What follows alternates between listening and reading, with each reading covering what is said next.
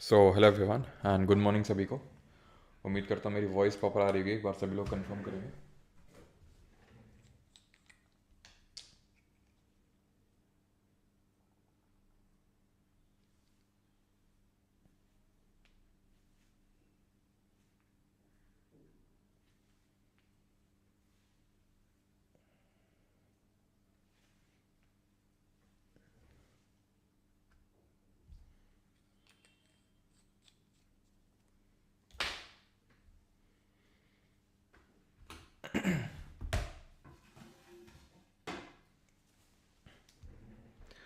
Robotic voice तो नहीं आ रही आज, एक बार कंफर्म करना।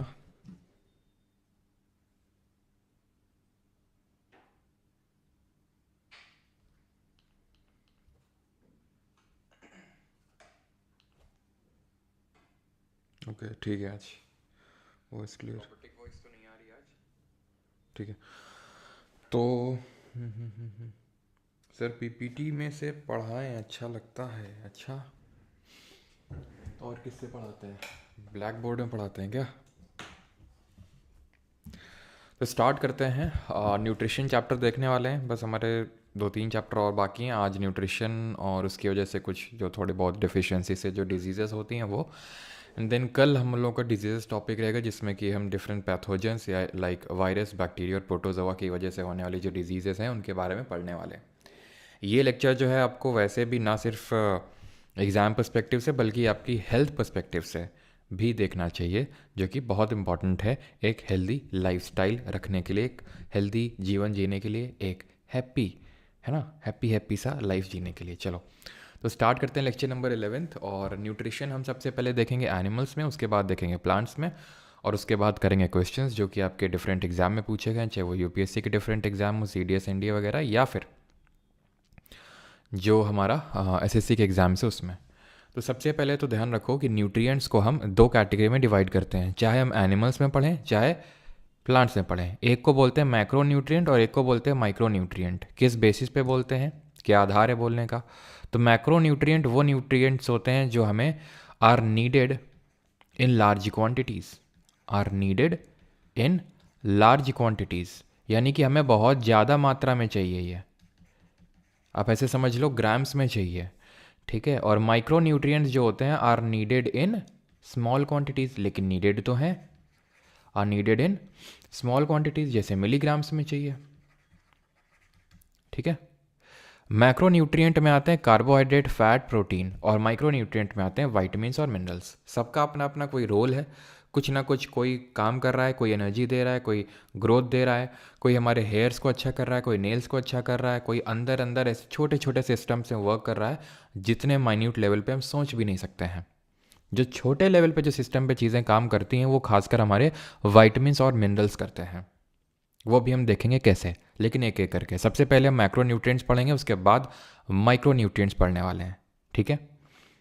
तो अगर हम मैक्रो न्यूट्रिएंट्स की बात करें, जैसे मैंने बताया, इसमें 3 चीज़ें हमें पढ़नी है, कार्बोहाइड्रेट, फैट यानी वसा, और प्रोटीन। क्लियर है? अब जो हमारे कार्बोहाइड्रेट होते हैं और फैट होते हैं ये मिल के हमें देते हैं एनर्जी। बेसिक चीज़, कार्बोहाइड्रेट और फैट मिल के हमें देते हैं एनर्जी।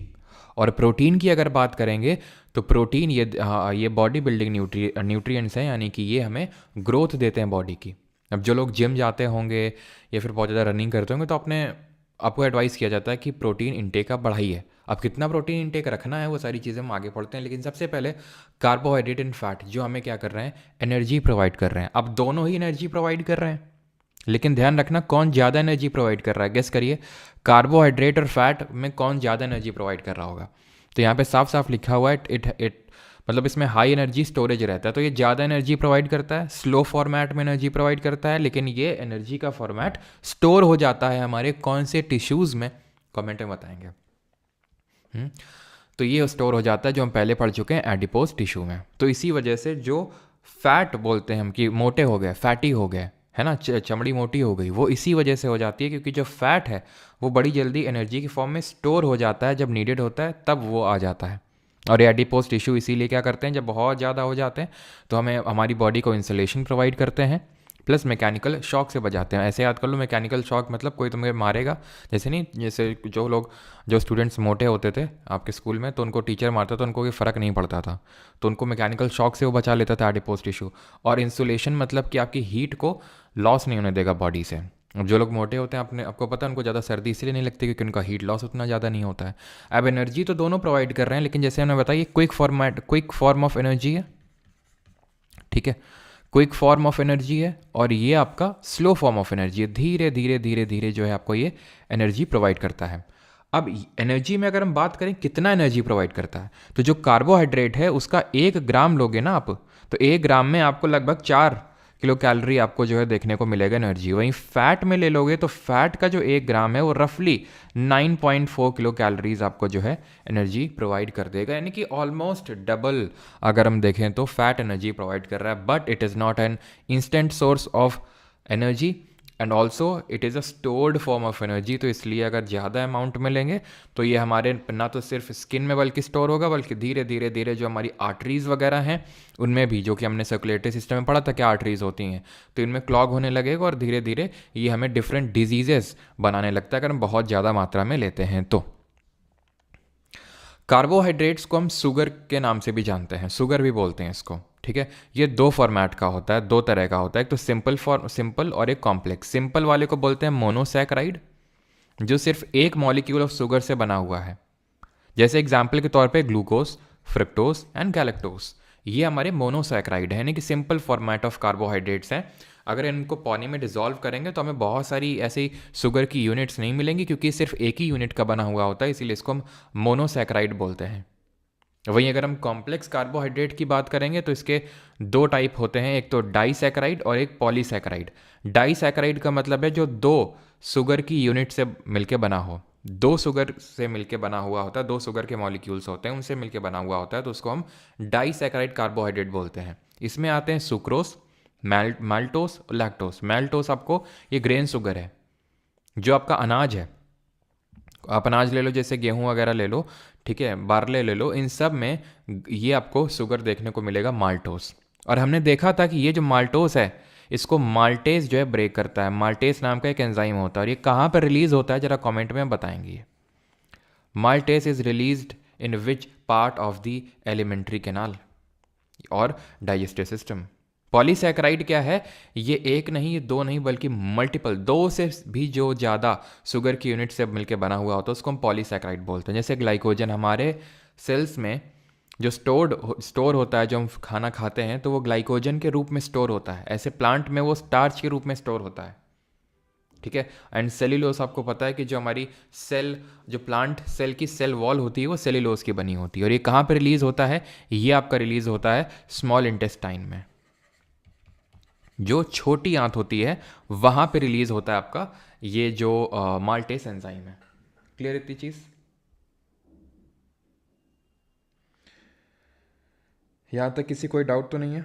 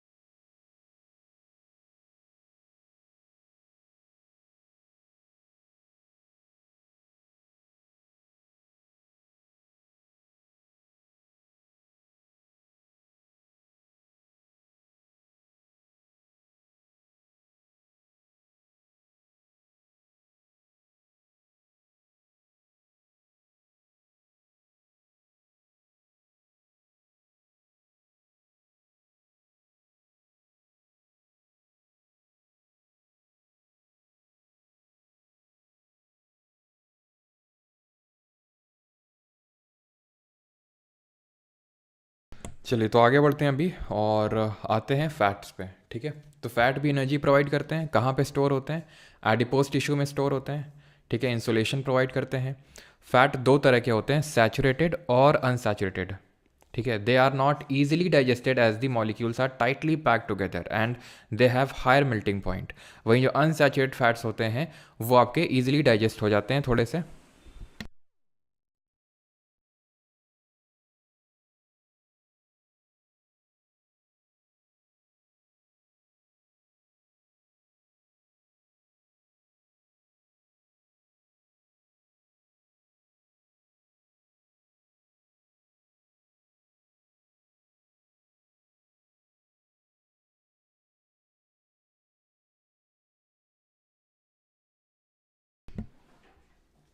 ठीक है, सॉरी फॉर द ब्रेक। तो सैचुरेटेड फैट जो होते हैं वो आपके इजीली डाइजेस्ट नहीं होते, वहीं अगर बात करें अनसैचुरेट तो वो आराम से आपके डाइजेस्ट हो जाते हैं, जैसे जो वेजिटेबल ऑयल, नट्स और सीड्स में देखने को मिलता है। वहीं सैचुरेटेड की अगर बात करेंगे तो ये आपको जैसे रेड मीट हो गया, ठीक है,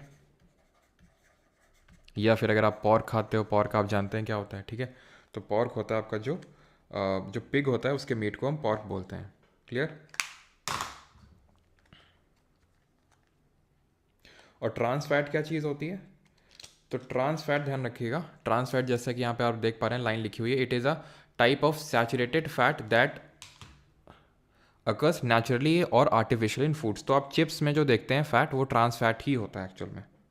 बस एक सेकंड रुकिएगा।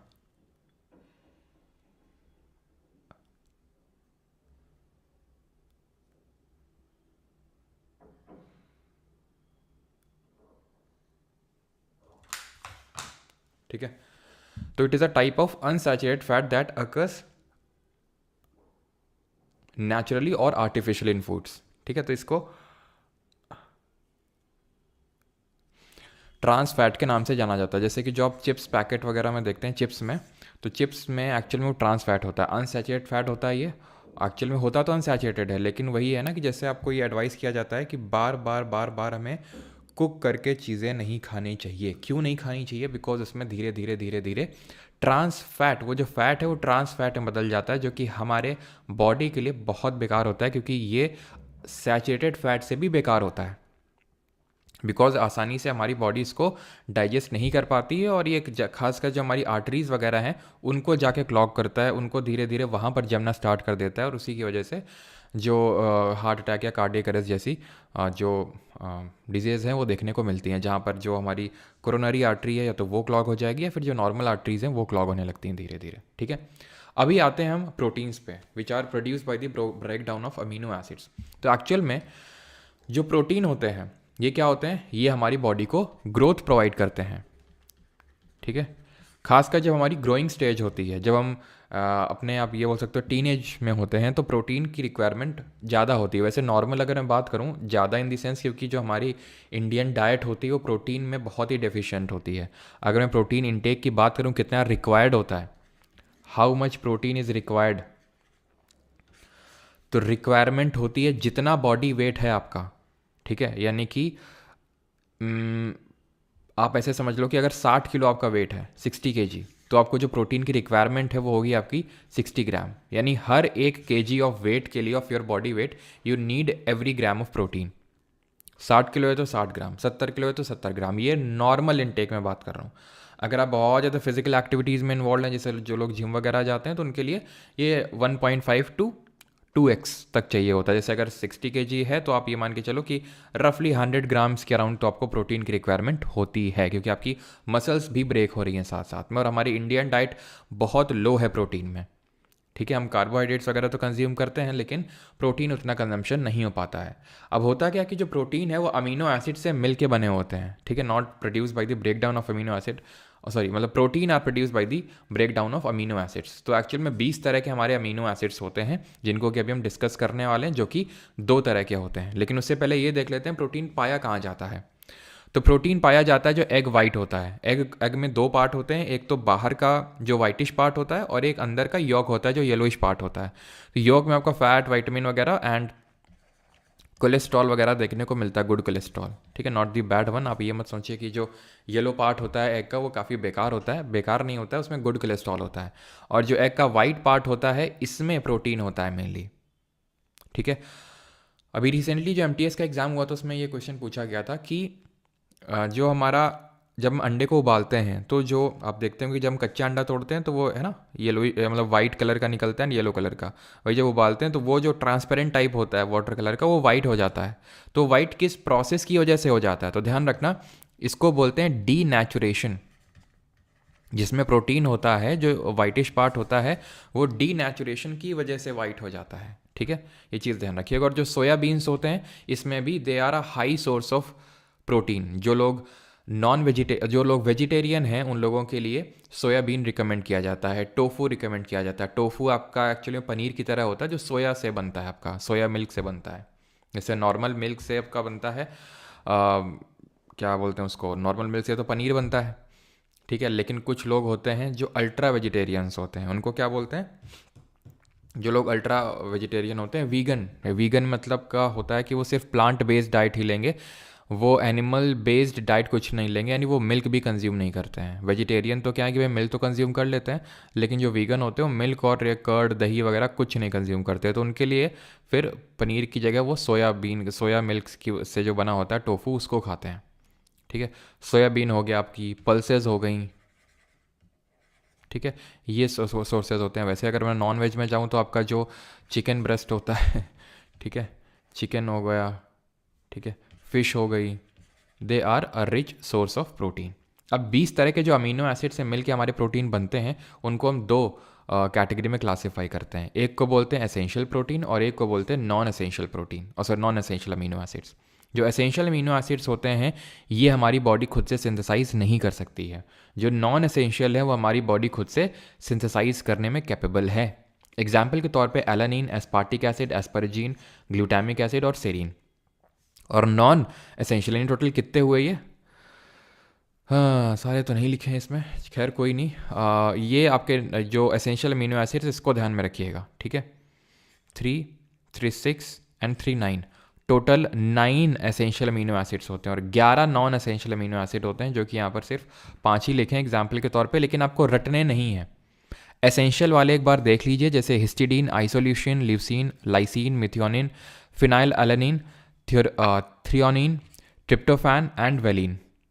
तो ये 9 अगर आप अच्छे से थोड़ा सा देख लेंगे तो इसके अलावा अगर कोई भी आएगा तो वो आपका नॉन एसेंशियल हो जाएगा। क्वेश्चन बहुत रेपिटेटिवली तो नहीं आता है पूछने के लिए, लेकिन हाँ कभी कभी पूछा गया है इस टॉपिक पे क्वेश्चन कि इसमें से कौन एसेंशियल है कौन नॉन एसेंशियल है। तो आप एसेंशियल वाले देख लीजिए, जो बाकी के बच जाएंगे वो नॉन एसेंशियल हो जाएंगे। ठीक है, हिस्टिडीन, ल्यूसीन, आइसोल्यूसिन, लाइसिन, ये तो तीनों एकदम है ना सिमिलर नेम के लग रहे हैं, ल्यूसीन, आइसोल्यूसिन और lysine. Methionine, phenyl alanine, threonine, tryptophan, valine और हिस्टिडीन। 5-6 बार बार बार रिपीट करेंगे बोल बोल के, तो अपने आप आपको रटेगा नहीं, लेकिन हाँ आपको समझ में आ जाएगा, देखते ही आप रिकॉल कर लेंगे कि ये एसेंशियल है कि नॉन एसेंशियल है। क्लियर है? एसेंशियल वाले हमारे बॉडी खुद से सिंथेसाइज नहीं कर पाती है, नॉन एसेंशियल वाले वो बॉडी हमारी सिंथेसाइज कर लेती है खुद से। ये क्या है? ये है आपका कोलेजन, जो एक तरह का प्रोटीन होता है जो कि हमारे जो बॉडी को स्ट्रक्चरल सपोर्ट प्रोवाइड करता है। तो जहाँ जहाँ हमारी बॉडी में एक्स्ट्रा सेलुलर स्पेस होती है, एक्स्ट्रा सेलुलर स्पेस कहाँ होती है? तो सर ये आपको स्किन में देखने को मिलेगी। ठीक है, जो हमारे बोन्स के जॉइंट होते हैं, बोन जॉइंट्स होते हैं, वहाँ पे देखने को मिलेगी। तो ये कोलेजन जो है, ये कोलेजन आपका वहाँ पाया जाता है। ये आप ये समझ लीजिए बॉडी का मोस्ट अबंडेंट प्रोटीन है ये। जैसे डीएनए का डबल हेलिकल स्ट्रक्चर होता है, वैसे कोलेजन के पास इसका ट्रिपल हेलिकल स्ट्रक्चर, फिर ट्रिपल हेलिक्स होता है। इसकी डिस्कवरी किसने करी थी ट्रिपल हेलिकल स्ट्रक्चर की? तो ध्यान रखिएगा, जी.एन. रामचंद्रन। जी.एन. रामचंद्रन जी ने इसकी डिस्कवरी करी थी, triple helical structure of collagen की। दिख रहा होगा आपको यहाँ पे triple helical structure of collagen. अब ये जो होता है कोलेजन, जैसे मैंने बताया स्किन में, तो अगर आप कि अगर मान लेते हैं कि ग्लोइंग स्किन नहीं है और अगर आप बहुत मतलब ठीक ठाक मात्रा में कोलेजन सप्लीमेंट्स लेते हैं तो आपकी स्किन काफ़ी ठीक हो जाती है। मतलब डिफरेंट टाइप के कोलेजन्स होते हैं, collagen type A, type B, इस तरह से होते हैं। टाइप ए, टाइप बी नहीं, टाइप 1, टाइप 2 इस तरह से होते हैं। कुछ होते हैं आई थिंक टाइप जो 1 और 3 होते हैं वो स्किन को बेनिफिट करते हैं, टाइप 2 जो होते हैं वो बोन जॉइंट्स को वो करते हैं। कोलेजन के डिफरेंट सोर्सेज होते हैं। ठीक है, कोलेजन पाउडर और ये इन सब के फॉर्म में मतलब काफ़ी बेचा जाता है, पाउडर के फॉर्म में, पिल्स के फॉर्म में। ठीक है, लेकिन पाउडर के फॉर्म में ज़्यादा रिकमेंड किया जाता है क्योंकि कोलेजन लेना और उसको सिंथेसाइज करना दोनों इंपॉर्टेंट है, और इसके सिंथेसिस के लिए हमें वाइटामिन्स लगते हैं। कौन सा वाइटामिन लगता है? Majorly vitamin C. ये कोलेजन को सिंथेसाइज करने के लिए बहुत इंपॉर्टेंट होता है। ठीक है, तो इतनी चीज़ क्लियर है कि किसने इन्वेंट किया था, और एक्चुअल में ये काइंड ऑफ जहाँ हमारे कनेक्टिव टिश्यू होते हैं, ठीक है, उनकी जो एक्स्ट्रा सेलुलर स्पेसेस हैं उनको फिल करता है ये। जो हमारे एसेंशियल अमीनो एसिड्स हैं, जैसे फॉर एग्जांपल यहाँ पर हमने देखा लाइसिन, ये इसके सिंथेसिस के लिए काफ़ी एक इम्पॉर्टेंट रोल प्ले करता है। लाइसिन हो गया और ल्यूसिन हो गया, ये कोलेजन के सिंथेसिस के लिए काफ़ी इंपॉर्टेंट रोल प्ले करते हैं। इसमें ये आपको एसेंशियल अमीनो एसिड्स देखने को मिलते हैं कोलेजन में। क्लियर है कोलेजन के बारे में? ऐसे ही हमारे और भी डिफरेंट प्रोटीन्स हमारे बॉडी में बनते हैं। जैसे फॉर एग्जांपल अगर मैं आपको बताऊं तो जो हमारी लिवर है, ठीक है, लिवर ये अपना प्रोटीन बनाती है, मैंने आपको बताया भी होगा एल्बुमिन करके। एल्बुमिन हमारे प्रोटीन के और भी बहुत सारे, अगर मैं बात करूं जैसे सोर्सेस, कि किस चीज़ में कौन सा प्रोटीन पाया जाता है। तो जैसे मिल्क हो गया हमारा दूध, इसमें कौन सा प्रोटीन होता है, तो इसमें कैसीन होता है। इसी तरह जो हमारे हेयर्स होते हैं, हेयर हो गए, नेल्स हो गए, इनमें भी प्रोटीन होता है। क्या कौन सा प्रोटीन होता है इनमें, केराटिन होता है। ठीक है। ऐसे ही जो हमारा राइस हो गया, चावल, उसमें आपके ग्लूटेलिन देखने को मिलेगा, ग्लूटेलिन, ग्लूटेलिन। एल्बुमिन भी इसमें देखने को मिलेगा आपको। ठीक है। और ग्रेन्स में कौन सा होता है, ग्रेन्स में आपने सुना होगा बहुत लोग कि ग्लूटेन एलर्जी है उनको। ग्रेन्स मतलब, ग्रेन्स का मतलब यहाँ पे है जैसे कि गेहूँ, गेहूँ दैट इज़ वीट हो गया, बार्ले हो गया, ये सब आएंगे आपके ग्रेन्स में। तो इनमें ग्लूटेन प्रोटीन होता है। काफ़ी लोगों को होता है ग्लूटेन से एलर्जी, जब वो खाते हैं रोटी वगैरह तो काइंड ऑफ उनको लीकी गट का प्रॉब्लम हो जाता है। Leaky gut in the sense कि खाना खाया और उनको तुरंत स्टूल पास होने लगते हैं खाना खाते ही, यानी उनका जो इंटेस्टाइन है वो उसको तुरंत निकाले दे रहा है, उसको एब्जॉर्ब ही नहीं कर रहा है। तो उनको ग्लूटेन, फिर रेजिस्टेंट जो डाइट वगैरह होती है ग्लूटेन फ्री डाइट, वो उनको दिया जाता है। ठीक है। तो ये चीज़ आई होप आपको क्लियर हुई होगी। जितना चीज़ें आपको एग्जाम में पढ़ने की ज़रूरत मतलब पूछी जाएंगी वो हमें सिर्फ पढ़ने की ज़रूरत है यहाँ पे। आगे अगर हम बात करेंगे, दो डिजीज़ होती हैं, क्वाशॉर्कर और मैरास्मस, जो छोटे बच्चों में देखने को मिलती हैं। एक्चुअल में जो क्वाशॉर्कर होती है, जिसमें कि स्टंटेड ग्रोथ हो जाती है, तो ये प्रोटीन की डेफिशिएंसी की वजह से होती है। ये प्रोटीन डेफिशिएंसी की वजह से होती है। अगर प्रोटीन की कमी हो जाएगी बॉडी में तो आपको क्वाशॉर्कर हो जाएगा। अब इसमें होता ये है कि कन्फ्यूजन होता है कि भाई जैसे मैरास्मस है, मुझे ग्लूटेन, सर कोलेजन का नेचुरल सोर्सेज क्या हैं, ज़बीन तस्मीन। हाँ, और थोड़ा सा हंसते हुए इमोजी है भाई। ग्लूटेन एलर्जी बस अमीरों को होती है, मिडिल क्लास, लोअर क्लास का। अच्छा अच्छा। तो भाई कोलाजन, हाँ मैं समझ गया कोलाजन की ज़रूरत क्यों पड़ रही होगी अभी, है ना, अच्छी स्किन के लिए। और अच्छी स्किन नहीं, अच्छे हेयर्स भी हो जाते हैं, अच्छे अच्छे नेल्स वगैरह भी। तो नेचुरल सोर्सेस तो आपके जो खासकर जो फ्रूट्स होते हैं ना, जैसे खासकर ऑरेंजेस वगैरह हो गए, उनमें ये नेचुरल सोर्सेज होते हैं। आप देख सकते हो, मैं डॉक्टर तो नहीं हूँ लेकिन हाँ यही होते हैं जो फ्रूट्स वगैरह होते हैं, इसी में आपको देखने को मिलता है कोलाजन वगैरह। तो आपका जैसे, और जो ग्रीन लीफी वेजिटेबल्स हैं उनमें भी कोलेजन होता है। ठीक है। पाउडर वगैरह में क्या होता है कि तुरंत पूरा वही कोलेजन होता है, लेकिन वो पाउडर भी आजकल वो अजीब तरीके के आते हैं, वो बीफ से बना हुआ, काफ़ी मतलब बीफ का जो होता है ना, जो जो गाय का जो आपको पता होगा मीट होता है, तो उसके बने हुए काफ़ी ज़्यादा चलते हैं। लेकिन हाँ वेजिटेरियन सोर्सेज भी आते हैं, लेकिन नेचुरल सोर्सेज ज़्यादा प्रेफर करनी चाहिए हमें रादर दैन पाउडर। वैसे कोई साइड इफ़ेक्ट तो नहीं होता है इसका, लेकिन फिर भी नेचुरल सोर्सेज प्रेफर करने चाहिए। ठीक है। और बाकी ग्लूटेन अमीरों को प्रॉब्लम होती है, इस पर तो मैं कमेंट नहीं करना चाहूँगा।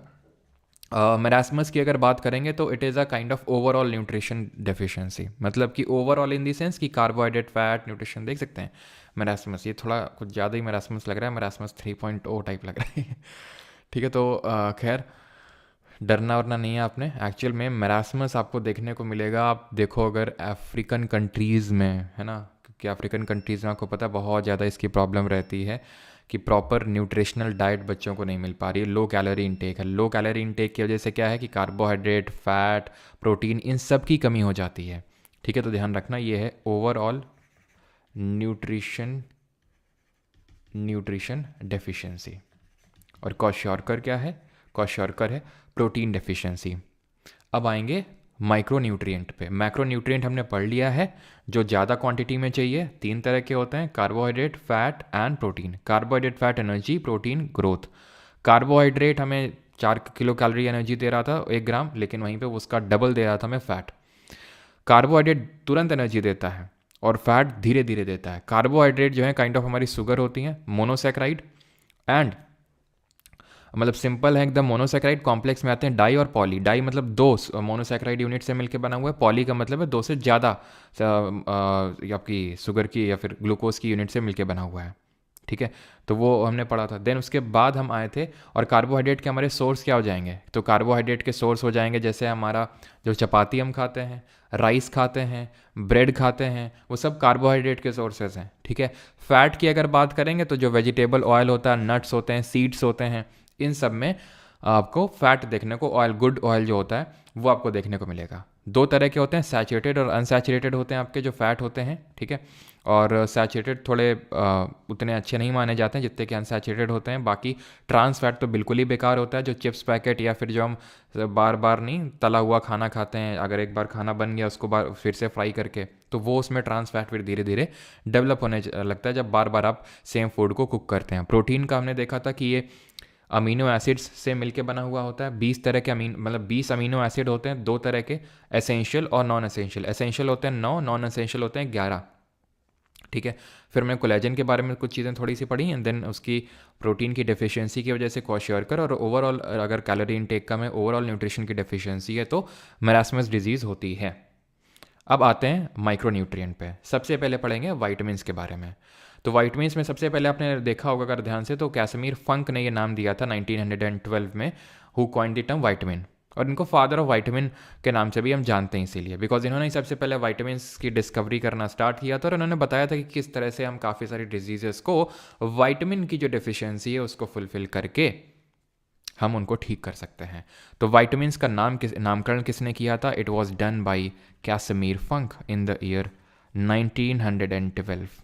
ऑलराइट, अब वाइटामिन्स को on the basis of solubility हम दो कैटेगरी में डिवाइड करते हैं कि वो सॉल्युबल किस चीज़ में है। सर आप फेस रिवील क्यों नहीं करते हैं? 2012, ओके ठीक। तो ठीक है, 1912 में हुआ था। दो तरह के होते हैं, तो जो वो पानी में घुल जाते हैं वाटर सोल्यूबल, और दूसरे जो फैट में सोल्यूबल होते हैं, पानी में बड़ी घुलनशील होते हैं, ठीक है। तो वाटर सोल्यूबल होते हैं बी एंड सी। इनको हमारी बॉडी बड़ी आसानी से सिंथेसाइज कर लेती है, बड़ी आसानी से एब्जॉर्ब कर लेती है, और ये हमें बहुत ज़्यादा इम्यूनिटी इसीलिए प्रोवाइड करते हैं। कौन? वाटर जो सोल्यूबल वाइटामिन्स होते हैं। वहीं अगर हम बात करें फैट सोल्यूबल वाइटामिन्स की, तो इसमें आते हैं कीड़ा। कीड़ा मतलब विटामिन के, vitamin E, vitamin D and vitamin A. कीड़ा इन शॉर्ट भी इनको हम बोलते हैं, ठीक है। तो ये बीसी है ना, जो आप अपने दोस्तों के साथ ज़्यादा वर्ड यूज़ करते रहते होंगे आजकल, तो कुछ ज़्यादा ही चलता है वर्ड। तो ये आपका वाटर सोल्यूबल है बी एंड सी, और फैट में सोल्यूबल है के ई डी ए। हमें क्या पढ़ना होता है? हमें तीन चीज़ें पढ़नी होती हैं। इनका साइंटिफिक नेम, इनकी डेफिशिएंसी से होने वाली डिजीज़, और इनका प्राइमरी सोर्स। तीन चीज़ें पढ़नी होती है सिर्फ हमें, इसमें ज़्यादा कुछ नहीं। तो विटामिन कितने होते हैं? ए, ठीक है, बी, सी, ठीक है। अब अलग अलग इस तरह से लिखे हुए हैं क्योंकि ये कीड़ा है, ठीक है, फैट सोल्यूबल, और ये आपके बी सी लिखे हुए हैं, ठीक है। ए, बी, सी, डी, और उसके बाद सीधा के है। ई, एफ, जी, एच, आई, जे क्यों नहीं है? वो इसलिए नहीं है एक्चुअल में, वो देखेंगे क्यों नहीं है। बीच में एफ, जी, एच, आई के बाद सीधा के क्यों आ गया, है ना। खैर, तो विटामिन ए की अगर हम बात करें तो इसका केमिकल नेम है रेटिनॉल, ठीक है, रेटिनॉल। अभी ये चीज़ आपको रटनी पड़ेगी, लेकिन हम थोड़ा सा इसको समझ सकते हैं। जैसे अभी हम पढ़ेंगे कि विटामिन ए की डेफिशिएंसी से जो होने वाली डिजीज़ है उनमें से एक ज़ेरोप्थैल्मिया है, एक नाइट ब्लाइंडनेस भी है, ठीक है। नाइट ब्लाइंडनेस है, जब आपको रात में नहीं दिखता है तो उसको हम बोलते हैं क्या? Night blindness. अब इसको ऐसे रिलेट कर सकते हैं कि भाई रात में नहीं दिखता इसलिए रेटिनॉल, रात में नहीं दिखता इसलिए रेटिनॉल, ठीक है। या फिर रात में नहीं दिखता, आपकी आंखें इंपैक्ट होती हैं, ठीक है, आपकी आंखें इंपैक्ट होती हैं, तो ऐसे याद कर सकते हैं कि भाई रेटिना होता है आंखों में, रेटिना में ही इमेज बनती है, तो आपका रेटिना में इमेज बनना बंद हो जाती है। ऐसे करके इसको हम रिलेट कर सकते हैं, रेटिनॉल, ठीक। देन विटामिन डी पे आते हैं, तो इसका केमिकल नेम है कैल्सीफेरॉल। विटामिन डी का नाम है कैल्सीफेरॉल। अब ये भी दो तरह का होता है, जैसे vitamin D2 and vitamin D3। तो विटामिन D2 है आपका एर्गो कैल्सीफेरॉल, वहीं विटामिन D3 है कोले कैल्सीफेरॉल। रिकेट इसकी कमी से डिजीज हो जाती है, और ऑस्टियोमलेशिया। विटामिन डी की कमी से क्या होगा? रिकेट होगा और ऑस्टियोमलेशिया। तो एक्चुअल में छोटे बच्चों में जब उनकी बोन्स वीक होती हैं तो थोड़ी सी ऐसी कर्व्ड हो जाती हैं, स्ट्रांग नहीं है, बोन डेंसिटी काफ़ी कम है, तो उसकी वजह से इनके जो पैर हैं वो इस तरह से हो जाते हैं। यानी बोन्स क्योंकि कर्व हैं, क्योंकि बोन क्या है? एक हमारे पूरे स्केलेटल सिस्टम का पार्ट है, हमारी बॉडी को स्ट्रक्चरल सपोर्ट प्रोवाइड करता है। क्योंकि इनकी वाइड मतलब वीक बोन्स हैं, इस वजह से क्या होंगी? ये सपोर्ट ढंग से प्रोवाइड नहीं कर पाएंगी। तो इस डिजीज़ को जो छोटे बच्चों में होती है उसको रिकेट्स बोला जाता है। वहीं अगर बड़े लोगों में अगर बात करें तो ऑस्टियोपोरोसिस या फिर ऑस्टियोमलेशिया हो जाता है। ऑस्टियोपोरोसिस, ऑस्टियो का मतलब ही बोन होता है, ठीक है, तो अगर बोन डेंसिटी आपकी कम हो गई, बोन डेंसिटी कम हो गई, तो उसको बोलते हैं ऑस्टियोमलेशिया, यानी कि वीक बोन्स। लेकिन अगर बोन में, ऑस्टियो में पोर्स यानी कि छिद्र डेवलप होना स्टार्ट हो गए, यानी कि आप देख सकते हैं कि छेद अगर बनना स्टार्ट हो गया, तो उसकी वजह से कैल्शियम लीक हो जाएगा और वो जो डिजीज डेवलप करेगा दैट वुड बी ऑस्टियोपोरोसिस। इसका सोर्स क्या है? तो इसका सोर्स है, आप जानते हैं इसका सोर्स अभी हम देखेंगे, एंड दैट इज सनलाइट। ठीक है, विटामिन डी के अगर हम सोर्सेज में आएंगे तो सबसे जो प्राइमरी सोर्स, ये तो है ही है, कॉड लिवर आई। क्या है कॉड लिवर? तो एक तरह की फिश है, तो उसका जो लिवर होता है, उसकी यकृत, उसका तेल। अब काहे मछली का तेल निकालोगे? काहे बेचारे इनको मारोगे, सैल्मन और इन सबको, ट्यूना फिश वगैरह को? एग यॉक में भी थोड़ा बहुत होता है, लेकिन अगर आप सनलाइट से ले सकें तो दैट वुड बी बेटर। अब ऐसा नहीं है कि सनलाइट में विटामिन डी होता है।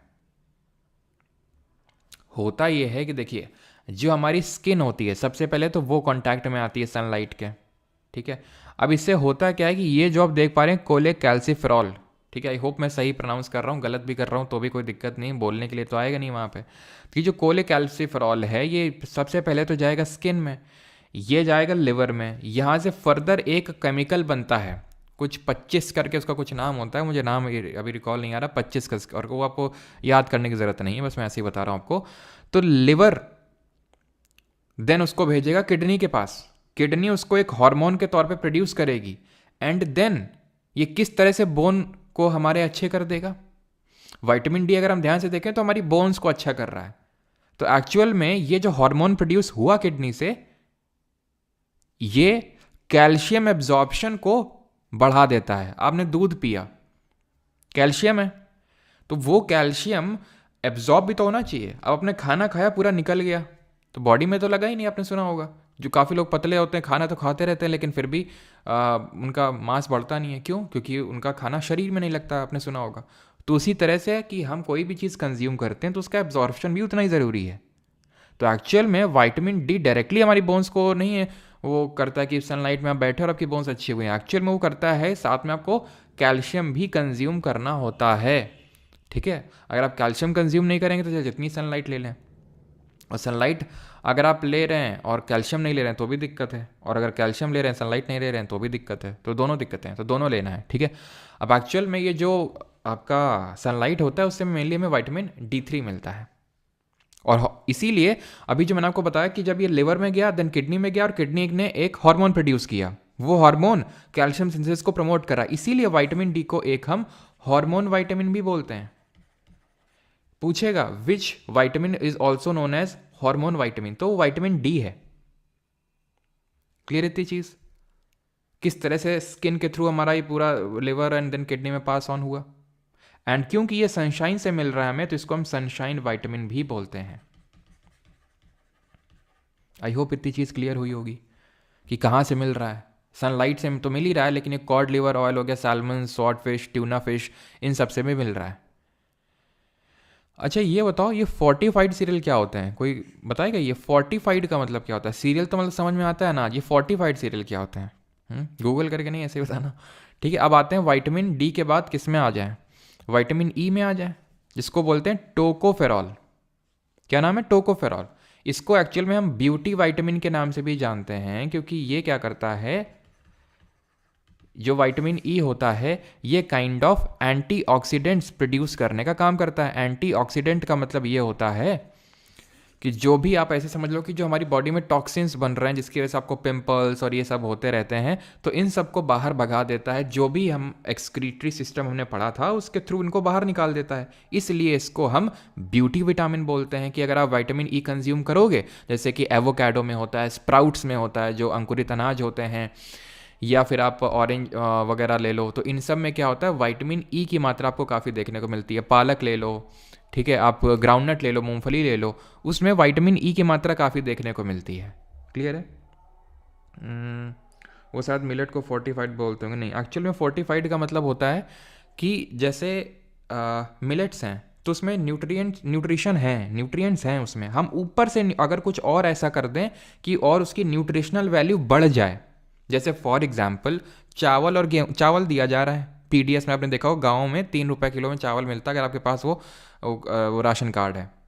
ठीक है, तो अगर सरकार कोशिश करती है, सोचती है कि भाई हम किस तरह से लोगों की क्योंकि भाई हमें पता है कि जो लोग खासकर गांव में रह रहे हैं उनकी न्यूट्रिशनल रिक्वायरमेंट पूरी नहीं हो पाती हैं, और सिर्फ गेहूं चावल से तो पूरी हो नहीं जाएंगी। तो इस तरह से कुछ उसमें और केमिकल्स वगैरह और कुछ इस तरह से ऐड करने की कोशिश करते हैं कि न्यूट्रिशनल रिक्वायरमेंट उसी के सहारे ही पूरी हो जाए। उसको बोलते हैं फोर्टिफाइड सीरियल्स। ठीक है, अब आते हैं विटामिन के में। अब वही जो मैं बोल रहा था, ए बी सी डी के बाद सीधे के कैसे आ गया? तो के ऐसे आ गया, पहली बात तो इसका केमिकल नेम फिलोक्यूनॉन है, और इसकी कमी से कौन सी डिजीज़ होती है? विटामिन के की कमी से डिजीज़ होती है हीमोरेजिक डिजीज़ ऑफ न्यूबॉर्न। इसका मतलब ये होता है कि इसमें आपको कमी जो होती है दैट इज़ कि आपका ब्लड क्लॉट नहीं बनेगा। ठीक है, ये क्या करता है? ब्लड क्लॉटिंग को फैसिलिटेट करता है। हमारा प्लेटलेट होता है जो ब्लड का कंपोनेंट होता है, इसी तरह विटामिन भी होता है जो ब्लड क्लॉटिंग को फैसिलिटेट करता है। खून का थक्का रक्त का थक्का जमाता है, और वो कितना इंपॉर्टेंट है हमें पता है। अगर मान लो चोट लग गई, ब्लड का क्लॉट नहीं बना, तो वो पूरा खून जो है हमारा बह जाएगा। तो विटामिन ए को फिलोक्यूनॉन बोलते हैं, ये चीज़ ध्यान रखना, और ये ब्लड क्लॉटिंग में हेल्प करता है। अब एक्चुअल में इसलिए इसको विटामिन या ये के नाम दिया गया, बिकॉज देखो इसका ए नाम इसलिए बिकॉज सबसे पहले डिस्कवर हुआ, इसका बी इसलिए क्योंकि इसके बाद हुआ, सी वो बी के बाद हुआ, डी वो सी के बाद हुआ, ये भी हुआ था लास्ट में। लेकिन एक्चुअल में ये कोगुलेशन कर रहा है ब्लड का। अगर हम ध्यान से देखें तो ब्लड का क्या कर रहा है? कोगुलेशन। लेकिन ये जिस भाषा से शब्द आया वहाँ पे इसको इस तरह से लिखते हैं, आई थिंक लैटिन में, कोगुलेशन। तो ये इसका के ले लिया गया, इसलिए इसका विटामिन के नाम है। ठीक, अब हम पढ़ेंगे विटामिन बी के कॉम्प्लेक्स। कॉम्प्लेक्स क्यों? क्योंकि ये बड़ा कॉम्प्लेक्स है, सिंपल नहीं है ए B C A D E की तरह या फिर किसी भी विटामिन की तरह। इसमें विटामिन B1 है, B2 है, B3 है, B5 है, B6 है, B7 है, B9 है, B12 है। B1 से लेके B12 है। लेकिन इसका मतलब ये बिल्कुल नहीं है कि विटामिन बी में तुमसे पूछेगा कितने कॉम्प्लेक्स है, तुम बोलोगे 12, तो बोलेगा हो जाओ 9 2 11। क्यों? क्योंकि इसमें आपके टोटल 8 कॉम्प्लेक्स होते हैं सिर्फ। क्योंकि आप ध्यान से देखिए तो B8 नहीं है यहाँ पे। B8 है? नहीं है। B11 भी आपको नहीं दिख रहा होगा, B4 भी नहीं दिख रहा होगा आपको। ठीक है, वैसे वो बात अलग है कि B9 को ही हम B11 बोल देते हैं, लेकिन 8 ही होंगे आपके विटामिन बी के कॉम्प्लेक्स। पूछा जा भी चुका है क्वेश्चन। अब केमिकल नेम तो पहले पढ़ना है। और हाँ, अब जैसे कि मैंने आपको बताया कि सबसे पहले ये डिस्कवर, देन आपका बी, देन सी, देन डी, देन ई, इस तरह से। तो अगर इसमें भी मैं पूछूं तो पहले विटामिन B1 की डिस्कवरी हुई होगी, देन B2 की, देन B3 की, देन B5 की, इस तरह से। ये मैं बता इसलिए रहा हूँ आपको बिकॉज CGL मेंस में सवाल पूछा गया था 2022 वाले में, पहला जो मेंस हुआ था, कि उसमें इस तरह से क्वेश्चन पूछा गया था, विच of the following was the first vitamin discovered in this this this फलाना ढिमका ईयर, कि कौन सा विटामिन का बी का कॉम्प्लेक्स तो सबसे पहले डिस्कवर हो, तो इस साल में, उस साल में, इस तरह से दिया गया था। तो ऑब्वियस होगा कि B1 की ही पहले डिस्कवरी हुई होगी। ठीक है, तो इनके केमिकल नेम आपको याद करने हैं, thiamine, riboflavin, niacin, pantothenic acid, pyridoxine, biotin और फोलिक एसिड। पहले तो यार मैं फर्स्ट बैच में तो मैंने ट्रिक बताई थी, लेकिन मेरे हिसाब से ट्रिक से मत याद करिए, बिकॉज वो ट्रिक ही याद नहीं रहेगी। ट्रिक को अवॉइड करिए, स्टैटिक जीके के लिए बचा के रखिए ट्रिक वगैरह। ठीक है, अब इनको बार बार रिपीट करेंगे। जैसे 5 है तो ये तो ऐसे याद हो जाएगा, पेंटोथेनिक एसिड। ठीक है, पेंटोथेनिक, उसके बाद पिरिडॉक्सिन है वो B6 है। ठीक है, थायमिन आप क्या ना 2-3 बार बोलोगे, thiamine, riboflavin, niacin, thiamine, riboflavin, niacin, वो अपने आप याद हो जाएगा। रादर देन कि आप ट्रिक में जाएंगे, होता ही है कि फिर आप ट्रिक भूल जाते हो कि मैंने क्या ट्रिक बनाई थी। तो इसलिए आप बेटर है कि आप ऐसे याद कर लो, thiamine, riboflavin, niacin, pantothenic acid, pyridoxine, biotin और फोलिक एसिड। फोलिक एसिड इसको B9 को बोलते हैं, और B12 को साइनोकोबालामीन। अब हम ये देखते हैं कि इनकी कमी की वजह से, डिफिशियंसी की वजह से क्या डिजीज़ होती है। तो नॉर्मल आपने सुना होगा बेरी बेरी। ठीक है, तो ये विटामिन बी की कमी से होती है। यहाँ तक सर बाल्डनेस गंजापन, क्या बाल्डनेस गंजापन? भाई वो आपका मेनली खासकर फंगस की वजह से, जो फंगस, जो आप डैंड्रफ की अगर बात कर रहे हैं तो वो फंगस की वजह से होता है वो। ठीक है,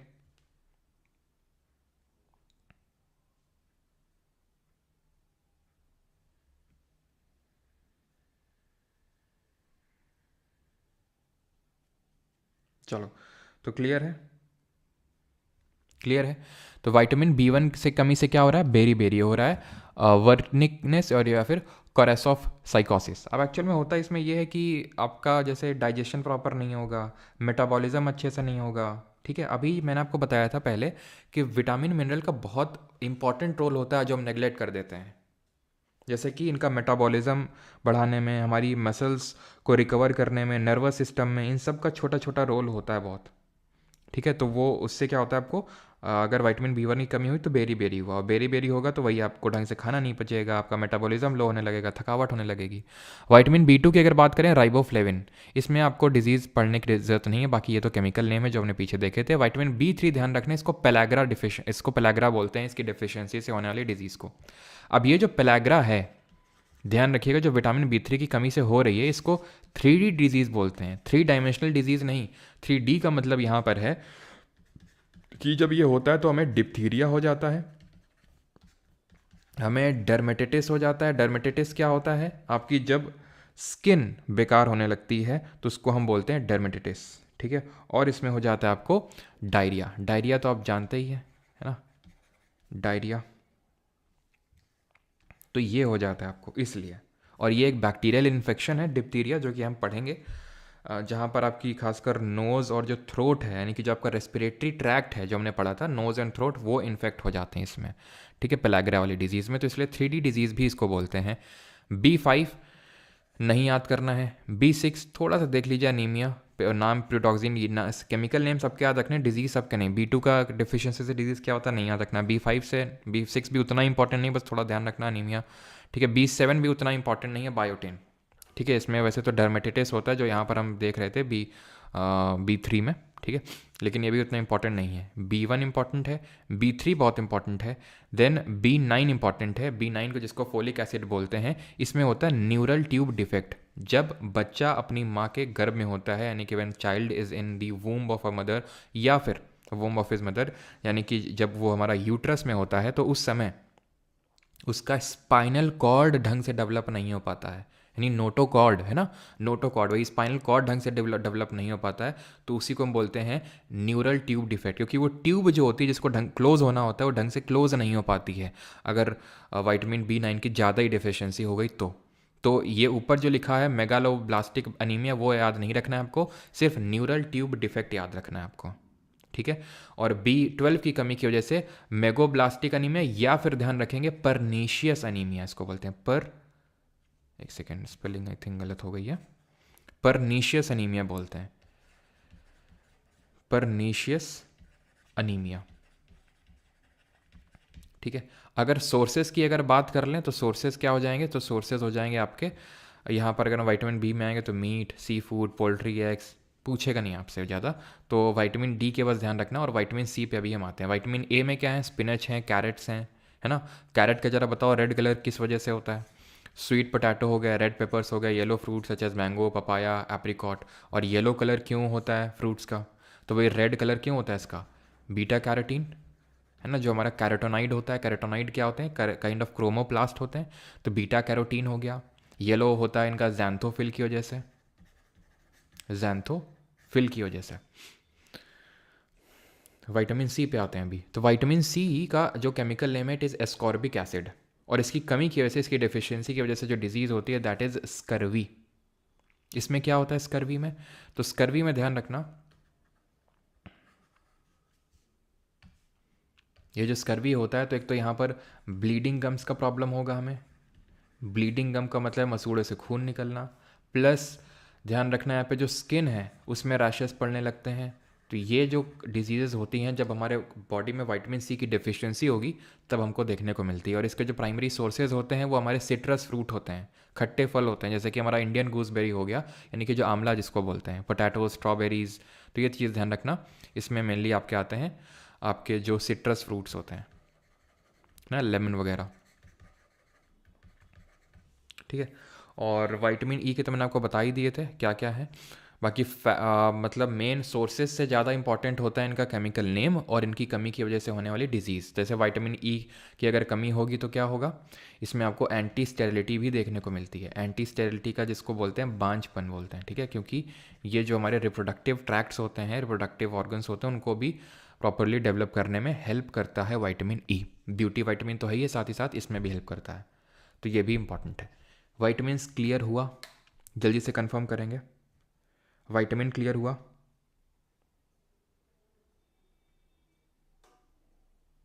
खट्टी टॉफ़ी, खट्टी टॉफ़ी, चलो आगे बढ़ते हैं। अब प्लांट न्यूट्रिशन पे एंटर करने वाले हैं, but before entering into the plant nutrition थोड़ा सा तो यार मिनरल के बारे में भी डिस्कस करना ज़रूरी है यहाँ पर। जैसे कि मिनरल की अब मैं बात कर लेता हूँ थोड़ा सा, क्योंकि मिनरल को तो हम और ही ज़्यादा नेग्लेक्ट करते हैं। मिनरल में आपने सुना होगा बहुत आजकल मिलेट मिलेट मिलेट मिलेट चलता है, सुना है ना आपने? मिलेट्स क्या होते हैं? मिलेट्स हैं श्री अन्न, जिनको निर्मला सीतारमन जी ने बोला था श्री अन्न। मिलेट्स में आते हैं आपके जैसे ज्वार, बाजरा, रागी, ये सब आते हैं आपके मिलेट में, जिनको मोटा अनाज बोलते हैं देसी भाषा में। कट के आ भी गया है, क्यों मुझे ऐसे पता है क्योंकि एक्चुअल में अभी मैं गांव गया था ना तो मैंने बाबा से बोला कि बाबा थोड़ा चाहिए अभी है, तो बाबा थोड़ा सा कंफ्यूज हो गया, मतलब इसको इतना क्या पड़ी भाई, ज्वार बाजरा रागी, ज्वार बाजरा रागी 2 दिन से लगा पड़ा है बाबा तो आप बोलते हैं अगली बार आना तो ले जाना, अभी नहीं है। तो अभी जाएंगे अभी कुछ दिन बाद, तो एक पूरा जो है लेके आएंगे, फिर क्या करेंगे इसकी रोटियां बनवाएंगे। या तो आप इसकी अलग अलग रोटी बनाओ, है ना, बाजरा की थोड़ा वैसे टाइप बनती है, सीमेंट के टाइप लगती है, ऐसा लगता है सीमेंट की रोटी बनी हो, है ना। पापा थे तो लाते रहते थे गांव से, और अभी सर्दियों के टाइम पे जब भी आते थे पापा छुट्टी तो बना करती थी। मतलब क्या होता है ना, चूल्हा चढ़ाते हैं हम लोग, छत में चूल्हा रखा बनाए हुए हैं मम्मी, उसी में जो है फिर चूल्हे में रोटी बनती, फिर जो है गोभी और आलू टमाटर की सब्जी या फिर वो वाला साग, चने वाला साग, मज़ा आ जाती है। तो ज्वार रागी, तो होता क्या है कि इनमें जो होते हैं हमारे बहुत सारे मिनरल्स होते हैं, मिनरल्स लाइक मैग्नीशियम, जिंक, ये होते हैं हमारे मिनरल्स। आयोडीन, आयोडीन तो खैर इनमें नहीं होता, आयोडीन तो हमने पढ़ा है कि जो हमारा सॉल्ट होता है ना उसमें होता है, सॉल्ट में। लेकिन मैग्नीशियम और जिंक बहुत इंपॉर्टेंट होते हैं हमारी बॉडी को, और इनमें पाए जाते हैं मिलेट्स। या तो आप मिक्स करके भी खा सकते हैं, आटा जो होता है ना, जो आपका गेहूं वाला आटा होता है उसमें भी आप मिक्स करके खा सकते हैं। हम्म, थोड़े हमको भी भेज देना, बिल्कुल बिल्कुल, क्यों नहीं। गर्म तासीर होती है इनकी, बिल्कुल, तभी ठंडियों में खाते हैं इनको खासकर। ठीक है, तो ज्वार बाजरा रागी। अब मैग्नीशियम जिंक का बहुत इंपॉर्टेंट रोल होता है, जैसे छोटी छोटी चीज़ों में, जैसे हमारी हेयर्स को अच्छे करने में, नेल्स को अच्छे करने में। ये तो मैं आपको समझ लो कि नॉर्मल चीज़ें बता रहा हूँ, लेकिन और भी बहुत ही डीप लेवल पे हमारी हार्ट की जो प्रॉपर, अभी हमने देखा था ना, वो सीनो आर्ट्रियल नोड थी राइट साइड ऑफ आर्ट्रियम में, वो क्या कर रही थी, वो काइंड ऑफ जैसे जो हमारा काम पेस मेकर करता है, जो आर्टिफिशियल एक काइंड ऑफ उसको हार्ट बोलते हैं, कि वो इलेक्ट्रिकल इम्पल्सेस को सेंड करता है सो दैट हार्ट की प्रॉपर बीटिंग हो। इन सब में काम मतलब इनका होता है। यहाँ तक कि जो आपका मैग्नीशियम की मैं बात कर रहा हूँ, ये बहुत इंपॉर्टेंट होता है। Same goes with zinc, zinc भी हमारे मेटाबॉलिज्म को अच्छे बनाए रखने के लिए काफ़ी इंपॉर्टेंट होता है। ठीक है, हमारे न्यूरॉन्स प्रॉपर तरीके से फंक्शन करें, छोटी छोटी चीज़ के लिए जो है मैग्नीशियम जिंक ये सब रिक्वायरमेंट होती हैं। लेकिन है क्या कि ग्रीन रेवोल्यूशन की वजह से हमारे इंडिया में वीट और राइस इतने ज़्यादा हो गए, इतने ज़्यादा हो गए, मतलब फेमस, कि इन सबको हमने नेग्लेक्ट ही कर दिया। और यहाँ तक कि इनके फ़ायदे ये भी हैं कि इनको उगाने के लिए हमें ज़्यादा पानी की रिक्वायरमेंट नहीं होती है। जो लोग अगर गांव से बिलोंग करते होंगे, थोड़ा बहुत जिन लोगों को पता होगा, तो उन्हें पता होगा कि इसमें ऐसा नहीं कि ट्यूबवेल से पानी इनको लगाना पड़ता, नहीं है, अपने आप आराम से थोड़ा बहुत पानी की रिक्वायरमेंट होती है, लेकिन बहुत ज़्यादा पानी भी रिक्वायरमेंट नहीं मांगते जितना कि राइस वगैरह मांगते हैं। और राइस में तो उतना ज़्यादा ही हमें माइक्रो न्यूट्रिएंट भी नहीं देखने को मिलते, उसमें मेनली कार्बोहाइड्रेट वगैरह होते हैं, कार्ब्स होते हैं उसमें। ज्वार बाजरा रागी ये सब मिलेट्स जिनको श्रेणी बोलते हैं, इनमें मिनरल्स देखने को मिलते हैं। जैसे आयोडीन की अगर डिफिशियंसी हो गई तो कौन सी डिजीज़ हो जाती है, ग्वाइटर हो जाती है। ऐसे जिसमें हमें कोई डिजीज़ याद नहीं रखनी है, लेकिन हाँ बहुत इंपॉर्टेंट होते हैं प्रॉपर बॉडी फंक्शनिंग के लिए। खैर आगे बढ़ते हैं। अब हम न्यूट्रिशन, प्लांट न्यूट्रिशन देखें उससे पहले हम मोड ऑफ न्यूट्रिशन देख लेते हैं। क्यों? क्योंकि प्लांट जो होते हैं हमारी तरह से न्यूट्रिशन नहीं लेते हैं, हम दूसरों पे डिपेंडेंट रहते हैं फॉर दी फूड सोर्सेस। लेकिन जो हमारे प्लांट होते हैं वो खुद से ही अपने फूड को सिंथेसाइज करते हैं, फूड को खुद से ही बनाते हैं वो। और ऐसे मोड ऑफ न्यूट्रिशन को ऑटोट्रॉफिक मोड ऑफ न्यूट्रिशन बोलते हैं, स्वपोषी। और हीट्रोट्रॉफिक वो होते हैं जो दूसरों पे डिपेंडेंट रहते हैं। अब दूसरों पे तो हम भी डिपेंडेंट हैं, फंगस भी डिपेंडेंट है, बैक्टीरिया भी डिपेंडेंट है, लेकिन ये अलग कैसे है? अलग ऐसे है कि जैसे हम ह्यूमंस में होता holozoic mode of nutrition. Holozoic mode of nutrition वो मोड ऑफ न्यूट्रिशन होता है जिसमें कि हमारी जो न्यूट्रिशन होता है उसको हम अंदर लेते हैं, खाने को अंदर लेते हैं और उसको वहीं पे अंदर ही डाइजेस्ट करते हैं। जैसे मैन हो गया, कुत्ता हो गया, अमीबा हो गया। अब अमीबा क्या कर रहा था, अमीबा को ये फूड पार्टिकल दिखा, उसने अपने स्यूडोपोड आगे बढ़ाया, फॉल्स फीट, उसको अंदर ले लिया, अंदर ले लिया ना, अंदर ही अंदर डाइजेस्ट कर दिया, जो खराब चीज़ थी, जो वेस्ट था, उसको निकाल दिया। ऐसे ही तो हम भी करते हैं। तो इसको होलोजोइक मोड ऑफ न्यूट्रिशन बोलते हैं। कोई चीज़ अंदर ली, प्रोसेस किया, वेस्ट बाहर निकाल दिया।